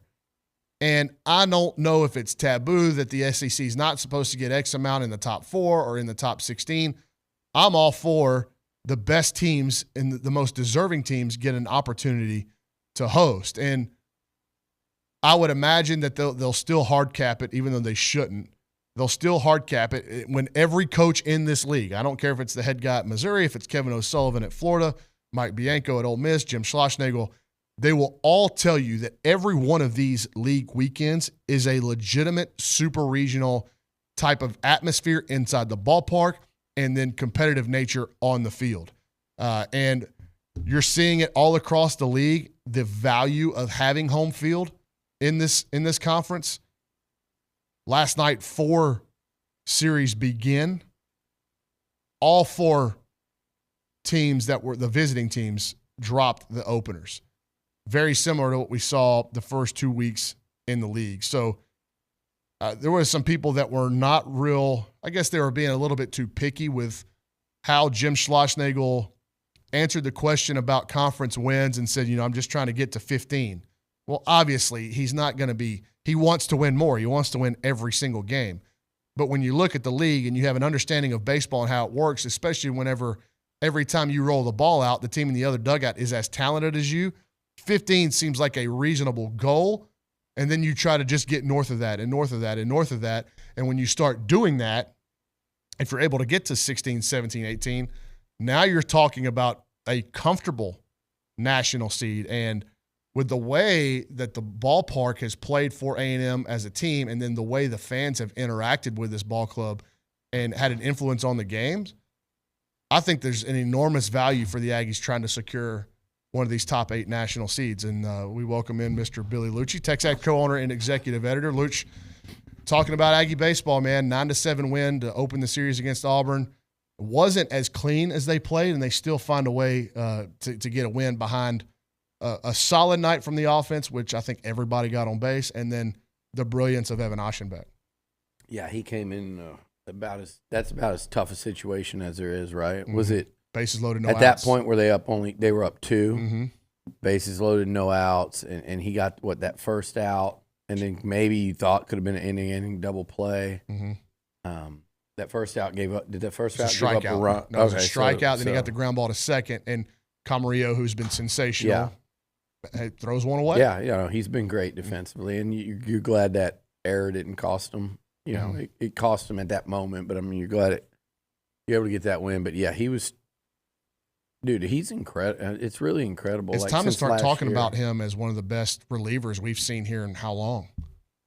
That's a you question, but I know what great looks like, and every time he goes out there, it feels like, you know, you have these Friday night. We always talk about a Friday night pitcher, your Friday night guy in the SEC. You can't win at a high level without a real Friday night guy, right?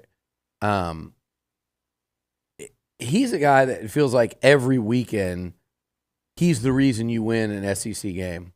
Every weekend, whether it's Friday, Saturday, it's usually one of those two, but it feels like every weekend you can look at him and say that's why they won tonight. And it's like, so he's almost like an ace Friday night starter. You just don't know what inning or which game it's coming, but he's going to come in and really be almost like the key to a victory like he was last night. And I thought the offense was, it was good. 9 runs. I mean, where are we at? We're, I know it wasn't like consistent through the whole game, but 9 innings, 9 runs. Well, the key thing was that every time Auburn scored, A&M answered. Yeah, Auburn had the 3-run homer. The Aggies it was like answered three. Yeah, it was.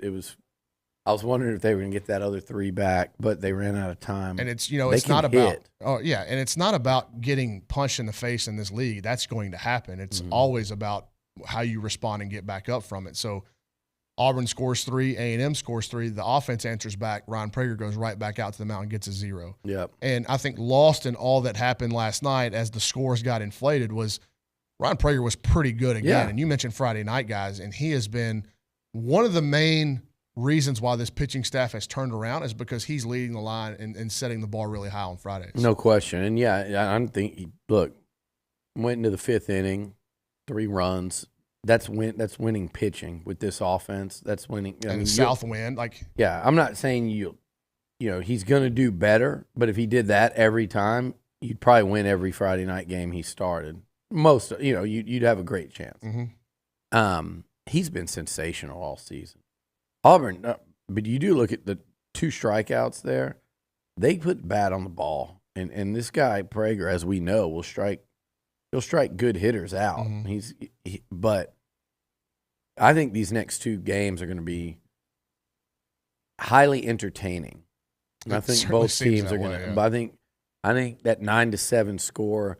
Maybe one of these 2 will be low scoring in there. I don't know, but I mean, I think both teams are going to hit the majority of this weekend. If A&M can get 1 more, great. If they get 2 more, you don't go in expecting a sweep, but now that what they have to do is win 2 games against Auburn, not 3. You have to win 2 more. That one's already done, so it's at least attainable here. But again, it's like you and I have talked about a million times. You win the home series, and that's your first priority against this level of competition. Yep. You win the home series, and then you roll out to South Carolina, and you go in there knowing you got to get 1, and you hope to get 2. 15-15 in the league will get you a regional host. It probably won't get you a national seed, but it may get you a 10 overall seed. And obviously, this team is looking to be a national seed. For sure. They're super talented. They're number 4 in the country. That is within their sights. But I like what you said, and it was interesting last night. As offensive as that game looked like it was, A&M makes 2 really uncharacteristic errors. Their defense has been sensational.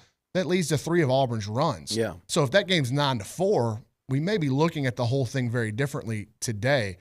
But that inning, they scored what? They scored 3 runs and 1 ball left the infield. It was a line drive single off of Cortez. That was it. And I think when you have a heavy offensive output like the Aggies have, to dive into it, they left a lot of guys on base with 2 outs. And Schlossnagle said that in the postgame. Like they were 1 hit away from really feeling good about the rest of the night. Was it both of those 3-run innings or just the second one?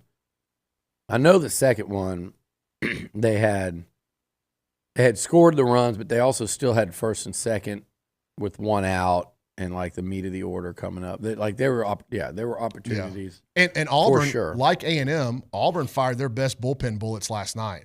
The big lefty that came in that had trouble with walking, hitting people. If you looked at his numbers coming in, that was essentially like Evan Oschenbeck struggling with the strike zone. We'd be going, what is going on? Like, we never see this. So he had like 18 strikeouts. Yeah, and the Carlson kid that came in was their best numbers out of the bullpen. So I think, in your infinite baseball wisdom, when you say that this thing could be entertaining and be really a lot of crooked numbers, I think that's what we're in for the next couple of days, unless Tanner Jones is really good and Justin Lampkin is what he was last week. Yeah, you used to say, the Aggies might come out and have a little something to say about that. But I was just impressed. Same thing as last weekend with Mississippi State. You look at these guys up and down the lineup. And people at other programs say the same thing about the Aggies. We can sit here and nitpick, well, he's hit a mini slump or this guy. But you go and you look at the averages and you look at the at-bats when you're watching them. You see guys late in the lineup hitting home runs. That's everywhere in this conference, and it's A&M too. But it doesn't matter who you play. You get a guy come up there that's hit 3 home runs and is hitting 260, he might take one over the tracks against multiple times. And I was making up that guy's numbers, but I know somebody lower in the order. I think the guy that hit the one earlier in the game. He's hitting 360. He's a transfer from Jackson State. But what you're saying is true. Like the depth of these lineups, that's why when you get to the bottom of a Mississippi State order and Auburn order, it's like, man, you really need to get them out. And guess what? When you get to the bottom of A&M's order, if you're not getting Ali Camarillo and Caden Sorrell out, and you've got them standing on base when Grahovic, Lavalette, Montgomery, you're in big trouble. And with Camarillo, I know we talked all offseason about how good he was, and I know he made the error last night, but he's been brilliant defensively. Dude's hitting like 310 at playing every day. And starting to get on base. Yeah. Just keep the line moving. Yep. So it was fun last night, and I'm looking forward to the rest of the – and look, 15-15, like you said, that gets you a regional host for sure, 100%. Like, you might just miss out on a super. That's not what they're playing for. No. I think that's kind of like each week you want to – my thing is you want to win 2 out of 3 at home, go catch 1 on the road. And if you did that out of 10 series, right? Out of 10 series, if you did that in 8 of them, and you're sitting at 500 through 8 series, so 24, you're sitting at 12-12. And then you mix in a home sweep, now you're 15-12, and just go get 1 road series, and you're hosting a super, probably at 17-13 in that conference. Yeah. So it's the key is to not fall off. I think they'll get a sweep somewhere along the way. I know how hard that is. And then I think they'll avoid getting swept. That's going to be really hard for a team to do to this team.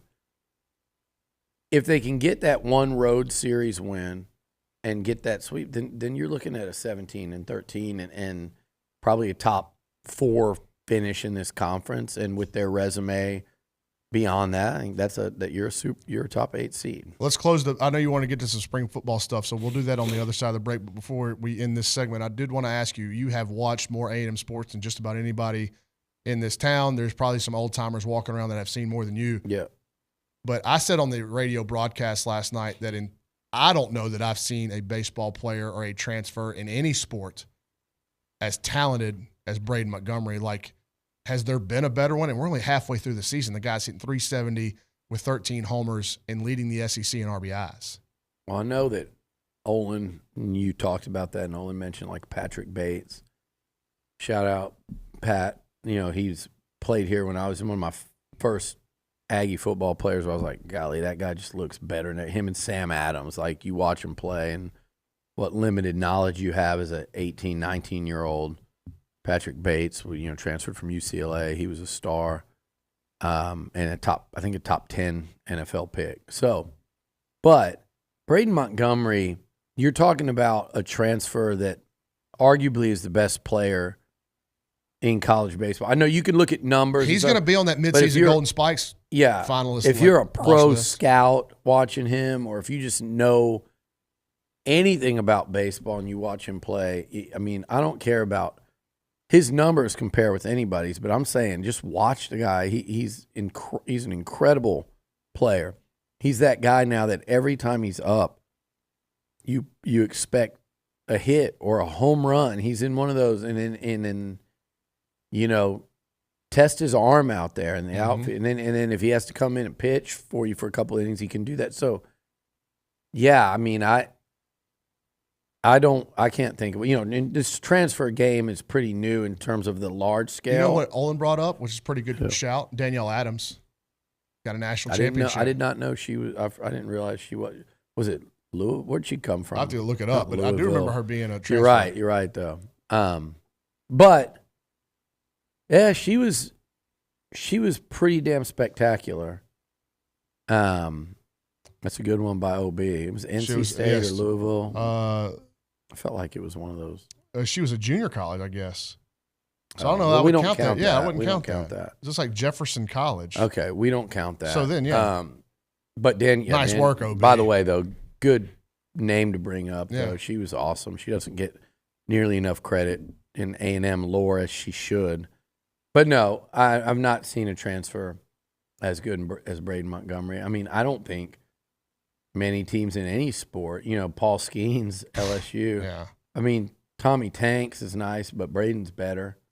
Skeens would be, so far since this open portal era, I think it's probably Skeens 1, Braden Montgomery 2, and then we'll see how far the Aggies go. It's been so cool to see this team is wildly popular right now. I left the facility at the Bluebell Park, just happened to walk through the exit when Gavin Grahovic was leaving. He walks through the door, Billy, and there's 30 or 40 kids just swarming him. This has been a really, who knows what happened. Team. They're cool, and they're team. fun to watch, and it's very clear, like you said, even to a novice baseball watcher or a non-baseball watcher, you can watch Gavin, Jason, Braden walk up to the plate and say, that's different. Yeah. It's different than what you see every week. It's different than what we've seen here at A&M. But then you see Appel, Burton, and Schott in the next three and what they've done so far this year. I've got so much confidence when those guys come to the plate too. 4, 5, and 6, whatever order he ends up putting them in. And then you mentioned Camarillo down there towards the bottom of the order. And I think Sorrell is.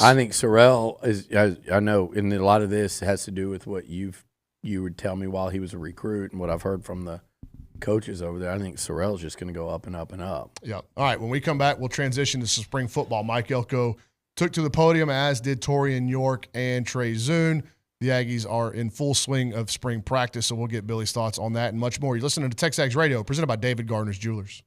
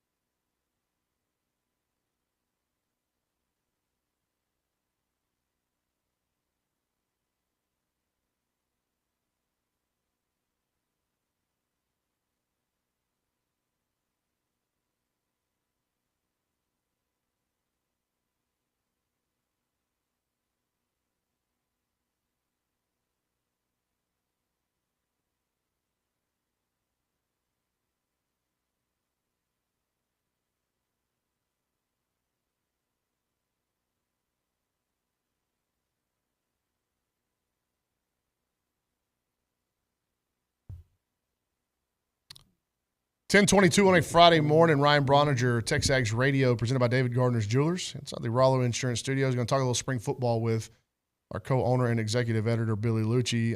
Liucci, I'm of the opinion that spring ball is overrated unless it's year one of a new coaching staff and a complete coaching overhaul. So I guess not much we can glean off of what we've been able to see, but you talk to more people in this town than anybody, and what is your level of excitement for this spring and some intriguing storylines maybe for you? Well, those are a couple completely different storylines. I think it's, it's not just Connor back in pads, back out there, but it's also the other two QBs, Henderson and Reed. Like, how are they going to compete? Because they're going to get a lot of reps, and they already are, and how do those two compete? I think the other storyline is obviously with so many new faces, it's too early. There are a handful of practices in here. It's too early to say who's making moves up the depth chart, but there will be, and that will happen this spring, and it will be obvious that certain guys are making more of an immediate impact than others from the transfer portal and the true freshmen. So the newcomers, who out of that giant group start to emerge and push their way into getting more and more reps with the ones, or even come out of spring as a starter, or at least an apparent starter. So I know we got guys like Nick Scorton, who everybody's going to be watching, but there's a ton. Ricks has been banged up, but like at corner, there's a lot of guys, and that's going to be a wide open competition. You got guys like Ricks and Lee and Adams and Saunders out there. I actually think Saunders might be. He may end up being like a linebacker type body. He was working with the corners the day I was out there. I think he might. He's so big. Frame, he's so big, or I'm sorry, Ratcliffe might be the one that ended up being a linebacker type of guy. Saunders is big though as a corner too. So the cornerback competition, and really the whole secondary though, because I mean, if you've got no more Jacoby Math, a couple months ago we're going, probably Bryce and Jacoby. Well, because of Bryce's versatility and the nickel and all that too, but you go out and get a guy from Florida that started how many games? He started 10 last year or 12 last year. You got Hill. You've got Ratcliffe, who you mentioned. He's not here yet, but DeRicky Wright coming Trey in Jones. from Vandy. Trey Jones. And then Kerr still here. So Dalton Brooks. The safety battle. Dalton Brooks is one of those freshmen from last year that I think if there's one guy to say who makes a giant jump from last year, that he would be maybe number one on my list out of that class that we didn't see a bunch of last year. We saw him make the pick in the bowl game, but I think Dalton Brooks has the talent anyway to make a massive jump. So really that whole secondary playing time is a storyline to me. The Colin Klein offense is a hell of a storyline. I want to see just being out there a couple of days, Ronnie. It's not just what you see, it's what you hear. I've talked to players. I've talked to current coaches. I've talked to staffers that were here previously that are still here. I've talked to parents, a lot of parents. Where it really shines out, though, are the players and the parents and how excited they are. And you can hear things in these pressers. You can kind of parse out certain words or answers where you go, oh, that's interesting. And we're going to hear a lot of that. We already have this offseason. But the players and parents are so, relieved. And it's just that there's a bunch of them out there watching practice, and they're enjoying watching practice, and they're saying that their kids are coming home happy. And by the way, they're all saying these coaches are pushing the hell out of them. It's just in a different way, and it's a way that I think they're more likely to respond to in 2024, let's say. One of the things I've written down from my topic list today is Elko's checklist so far. and he hadn't played a game, and that's where it's really going to matter. Yeah. But you mentioned practice structure and organization and culture amongst practice. I'd give him a check so far on that. And right? by the way, recruiting, they're check. not, and let me just stress something. They're not out there kid gloving these guys. They're practicing them hard. They're actually doing a lot. They're getting a lot done. I noticed coaching going on like crazy every rep. I made it a point to go see as many coaches as I could, like watching them work individually with the guys and just all the details and minutia. Like they're getting the heck coached out of them. And don't you think, too, you mentioned that group of newcomers in the portal and freshmen, there is going to be somebody that has played a lot of football or has been around a while that's going to get a new lease on life with this new coaching staff. We don't know who it is yet. I'd like to see some of those maybe emerge on the offensive line. Mm-hmm. I'm convinced that we're going to get the best version we've seen of Bryce Foster. Mm-hmm. I think that change of scenery is going to be really good for him. But there's not just him. It's going to be across the roster. I was about to say, why is it just him? Like, and you're talking, I'm saying just on the O-line. Like, what about Deuce Fothery? Sure. How about Absolutely. him? How about, like, what we thought he was going to be his freshman year? Then he got hurt. But then I just don't think you've got, Deuce as a recruit. Bryce. Look, I'd love for everybody to be like, the old lineman that goes out there and pees his pants because he doesn't want to miss a play, and he's out there. The McKinney brothers. They're not quite as much as they'd like to say. Now they played. You go one generation older than them, and you'll get those type guys. Hunter Goodwin. Close, not quite. I mean, Hunter was groomed by the guys like a Dirty Dowson. Yeah. R.I.P. Dirty, but like guys like that just you'd love them all to be like that, just big, nasty, down. It's not college football now. We like to act like it is. It's not, but there are certain ways that you can reach these kids to get the most out of them, and sometimes it's not just where they're just beaten down every second of every day, every practice, every rep, and I think Fothery is going to be one that really responds to Cushing, and because let's not forget what he was doing. Another guy that during the offseason had shown a ton of, I know you guys were talking about O-line, showed a ton of improvement is Crownover. I think sometimes we forget about him because you got Zune, Fothery, and then last year it was Besantis that kind of moved past everybody, but Crownover. And now Besantis at guard. What's that look like? The other guy, we watched him, Armaj Reed Adams. Like, that dude, vocally and physically, I said before, if you'd have told me he'd have transferred in from Georgia and not Kansas, I would have believed you. So O-line's a really interesting position, and I'm pretty excited to see kind of how it evolves. Really, probably more so in fall camp, but this important 15 practices for those guys. All right, let's cut it off there. When we come back, I do want to ask you about your thoughts on Elko saying that Wigman is the number one guy going in the spring. And then I mentioned that checklist. There's also a massive recruiting weekend going on and a big decision coming up this week. So we'll go through the job that Mike Elko has done in all the arenas and all the things he's had to tackle when we come back with Billy Liucci on TexAgs Radio, presented by David Gardner's Jewelers.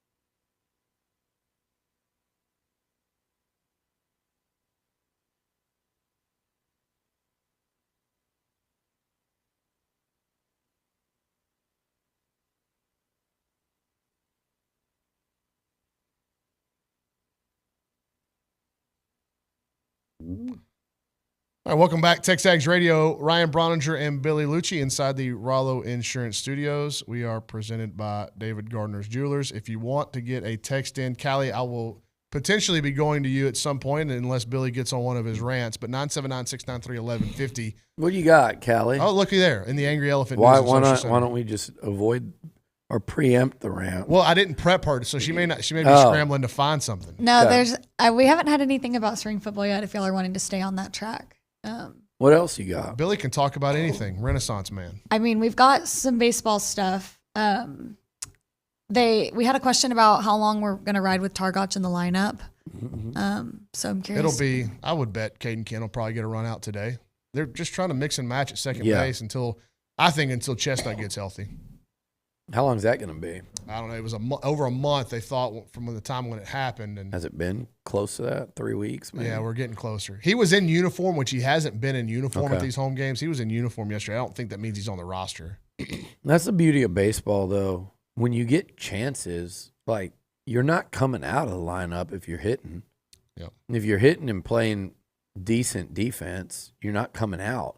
So these are opportunities for Targac that, unfortunately – he's letting slip away. I know. There. Everybody's every pulling time, for him. every time he comes up, man, I'm like, when he's up there left-handed, I'm just like, just send one under the tracks. We know you can do it. Yeah, we know you can, and so we'll see. I mean, it's a long season.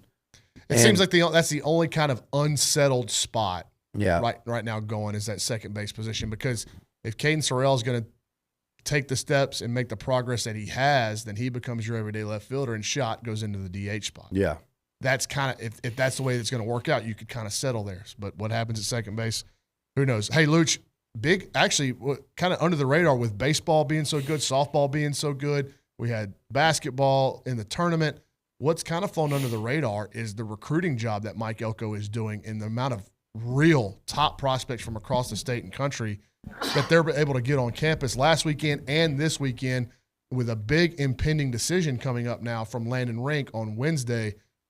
I mentioned the checklist for Mike Elko in the last segment. One of the things that the loud vocal minority, one of the fusses they raised when they hired him is like, well, he's not a good recruiter. Well, he's checking that box right now. I don't know where. I don't know where. Sorry, I don't know. Olin was doing that. Normally, what you say is "bless you," God bless you. I said gracious. That growth is great. Gracious has nothing to do. It's in the ballpark with God. No, you're not offering me grace. You're saying gracious, like, oh my gosh. I said was gracious. Now you're implying intent. You leaned away and said gracious. That's the opposite of a God bless you. So every time that somebody coughs or sneezes in this office, you have always responded with God bless you. I do. That's completely false. I've never You can't say that. done this. Just cover your mouth is all I ask. Okay. Is it just me? I walked in here today and saw Olin, just his whole presentation. Does he not, when you see him, wouldn't you look at that guy on the street and be like, definitely would sneeze right in somebody's face? He looks like a guy that's got like just doesn't know when it's coming and just whooping cough. He's a big whooping cough looking guy. Maybe. So, listen. What's the disease they had he's got measles, mumps. The mumps. He's got the mumps. So, what's it called? Like, got a bad battle with typhoid. What's the one that starts with an R? Rheumatoid arthritis. No, rubellum or something. Typhoid fever.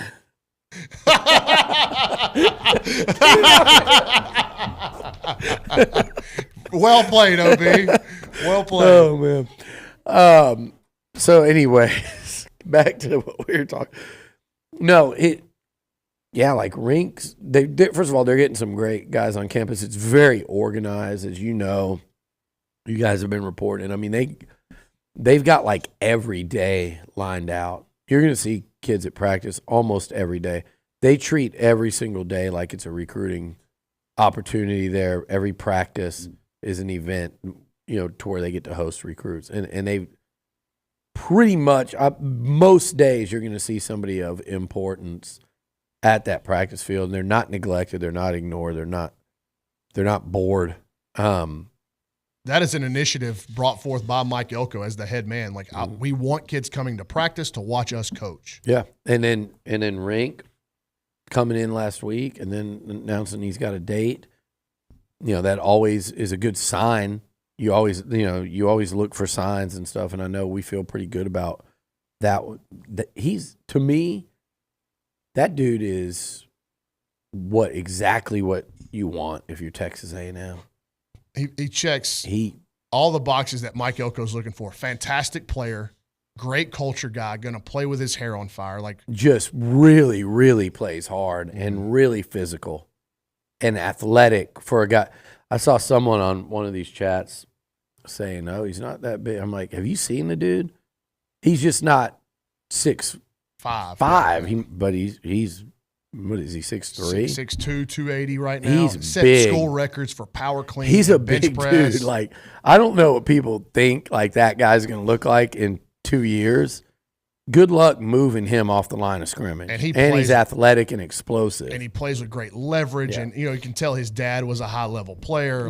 His dad's a coach. And one thing that they've done in the recruiting class so far, Billy, and I'm interested to hear your take because me and Jason have talked a bunch about it in the in-home visits, but with you, they have done a great job of bagging highly influential kids so far. Tiger Ryden and Kelvion Riggins in Dallas. Yeah. Dejon Petaway in Houston. If you add Landon Rank to that in Houston, and he's also got ties to Dallas. Yep. Like, not only do you have fantastic football players, but you've got some real Pied Pipers as you start to build this thing out. And look, and nobody wants to hear about the 22 class right now. I will point out, though, there's still some pretty impactful players from that class out there. One of them has been great watching him out there dropping back, throwing the football around is Wigman, which, again, that's a big story. Were you intrigued that Elko named him the number one guy? That's not something that we've been accustomed to. It didn't surprise me because I've talked, but yeah, I like that. It's not something. McGee liked it too. I like it. Just name your guy. It doesn't mean that other guys can't compete and outperform him. I mean, you and I know how we feel about Connor and his where his ceiling is and what we expect him to do, but it doesn't mean no one's competing. You've named starters. There are starters across your lineup, across the field. And what Connor's done on the field, he's earned that. He was a rising young star in the SEC when he hurt his foot. I mean, people were expecting he might have had a massive year last year had he not gotten hurt. And so yeah, I mean, I think that position especially, like, pick a horse, ride with it. And I think that's why he's out there right now. I don't think there's any risk of him re-injuring. I just think the muscles and everything, like, he just hasn't been able to, he was slowed down in the working out and just kind of rebuilding the strength in that whole leg or whatever part of the leg, the lower leg there. But I don't think he's running the risk of getting hurt again. But probably if spring ball was a month later, he'd probably be a full participant. But it's important for him to be out there because he's you're tabbing him as your guy, and he should be your guy. And that doesn't change the fact that those two others, Reed and Henderson, are going to have ample opportunity this spring to show what they can do. So I like it. It's been a while since it's been a while, it feels like, since we've had that. Well, probably Kellen. And you had people wanting the Mon Calzada competition to come up. That was more media than it was internal, though.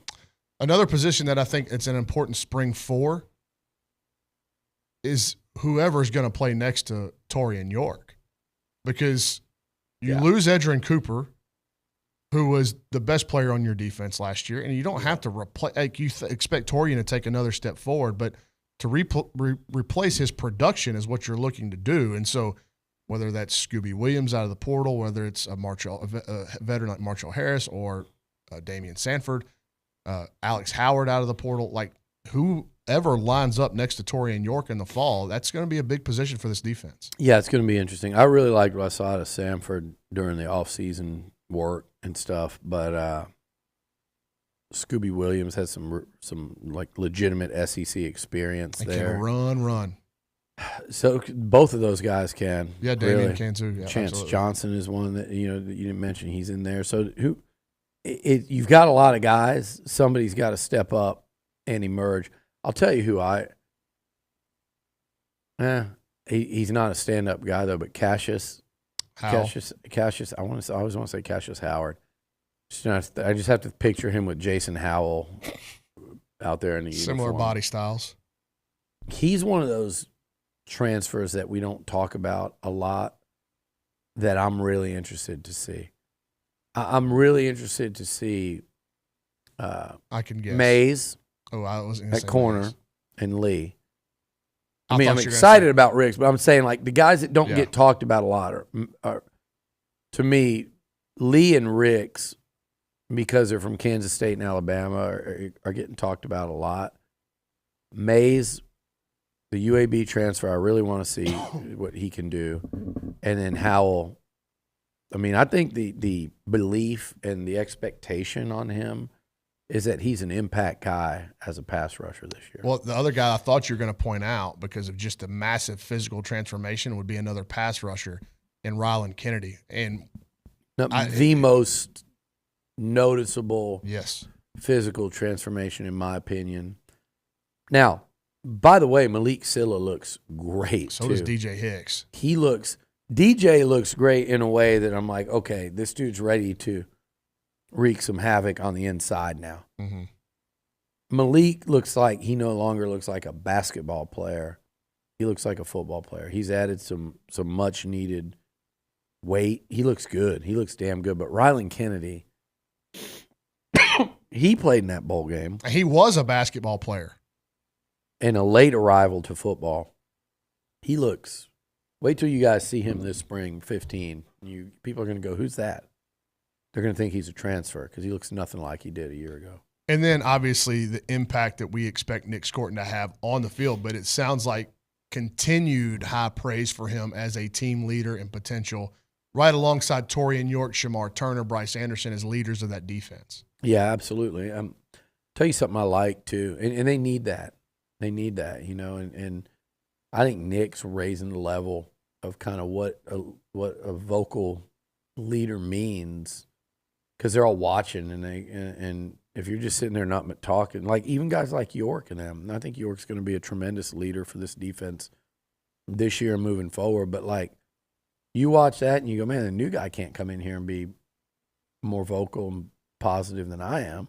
Do you think he pushes Shamar Stewart on the other side and going, man, the way he's playing, I want to play that way. I think Shamar looks great, really good, and I think he finished the year. I had a conversation with Elijah.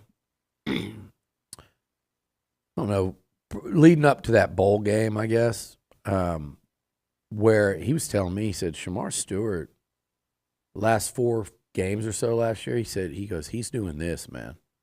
He said he's doing this, and he said he missed several sacks by like that much.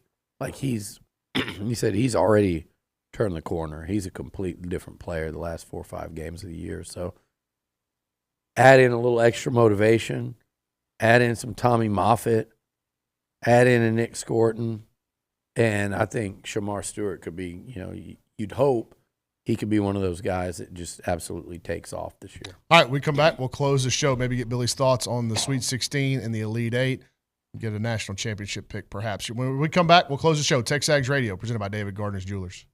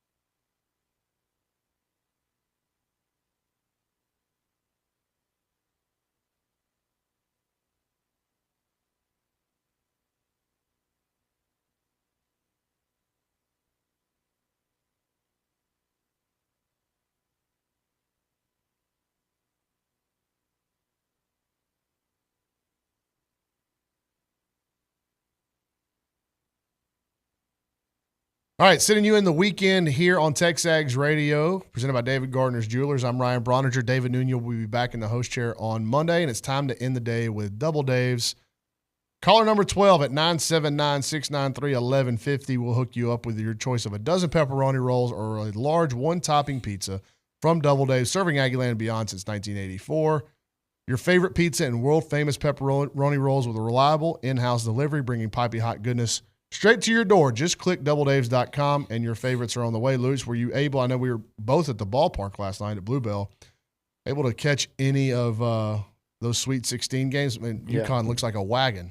I didn't watch UConn because I looked up and saw the score and was done with that one. But, I watched a lot of Bama and Carolina.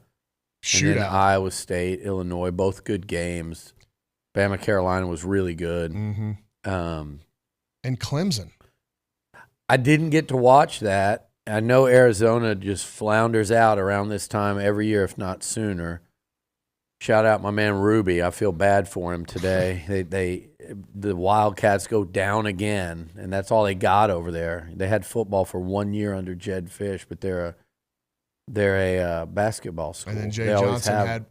They won a College World Series, didn't they? Yeah. You know when it was? 13? Like 12. Yeah, 12 or 13. So I didn't realize it was that long ago. So we're going to knock them out of that too. So it's just basketball over there. Mm-hmm. And you just, damn it. They made a run to the national title game in women's hoops a few years ago too. Lost that one. I'm not surprised that Bama's still around, man. They're so athletic. They're long, they're talented, and when they can shoot, they can really shoot. It's usually at home. But that center that they got, transfer, he's the real deal. And he was the difference maker last night. He was making a ton of plays, like not even scoring. A lot of shots. That's the reason they won. So, yeah, Bama can beat just about anyone. I don't think they're consistent enough to keep doing it. But Clemson was the one that interested me because I watched that second half live between them and Baylor, and they just controlled Baylor. And I'll be honest, they didn't look that impressive doing it till you realize and you look at them, they're big. They're big. But I just wasn't watching them go, man, this team, like some of these teams you watch, like Bama, where you go, man, that's a really athletic, pretty-looking bunch. Or even like they're similar to South Carolina, I think. Like they're big and like you're like they're I think they're bigger. Like they got some lumberjack-looking dudes over there and then their guards were good. They treated Baylor like they were just clearly the better team. Like Baylor tried to make a run. Clemson just kind of kept them at bay. To beat Baylor in Arizona back to back, that's real basketball. I mean, it doesn't get much more impressive than that, honestly. Got about a minute left. Do you believe in Purdue this year? Kind of, yeah, I do. I still pick UConn to win it. The team that I'll be interested tonight, I'm on Creighton and have been. I almost lost them in round 2. I think U of H runs off from Duke. I think Duke doesn't want any part of that fist fight. I think Duke's a bigger, more talented team than you give them. I think U of H is going to win, but I think Duke's a bigger, more talented team than I think you forget how they recruit. I don't think they're a hit you in the mouth and hit back type of team, but they got guys that are taller and bigger. Filipowski's a 7-footer. I think they got guys that can shoot over that defense, so it'll be interesting to see how much off their game U of H can take them. They had U of H had some real physical mismatches, I thought, against the Aggies that they won't have against Duke. And finally, I got a rant real quick. 15 seconds are cutting us off. It's not a moral victory if you go and enjoy a game and walk away proud of your basketball team. You're a dumbass if you think that we're sitting there not excited about the future or not saying that you need to go further than they did. All right, thanks, Luce. TexAgs Radio presented by David Gardner's Jewelers.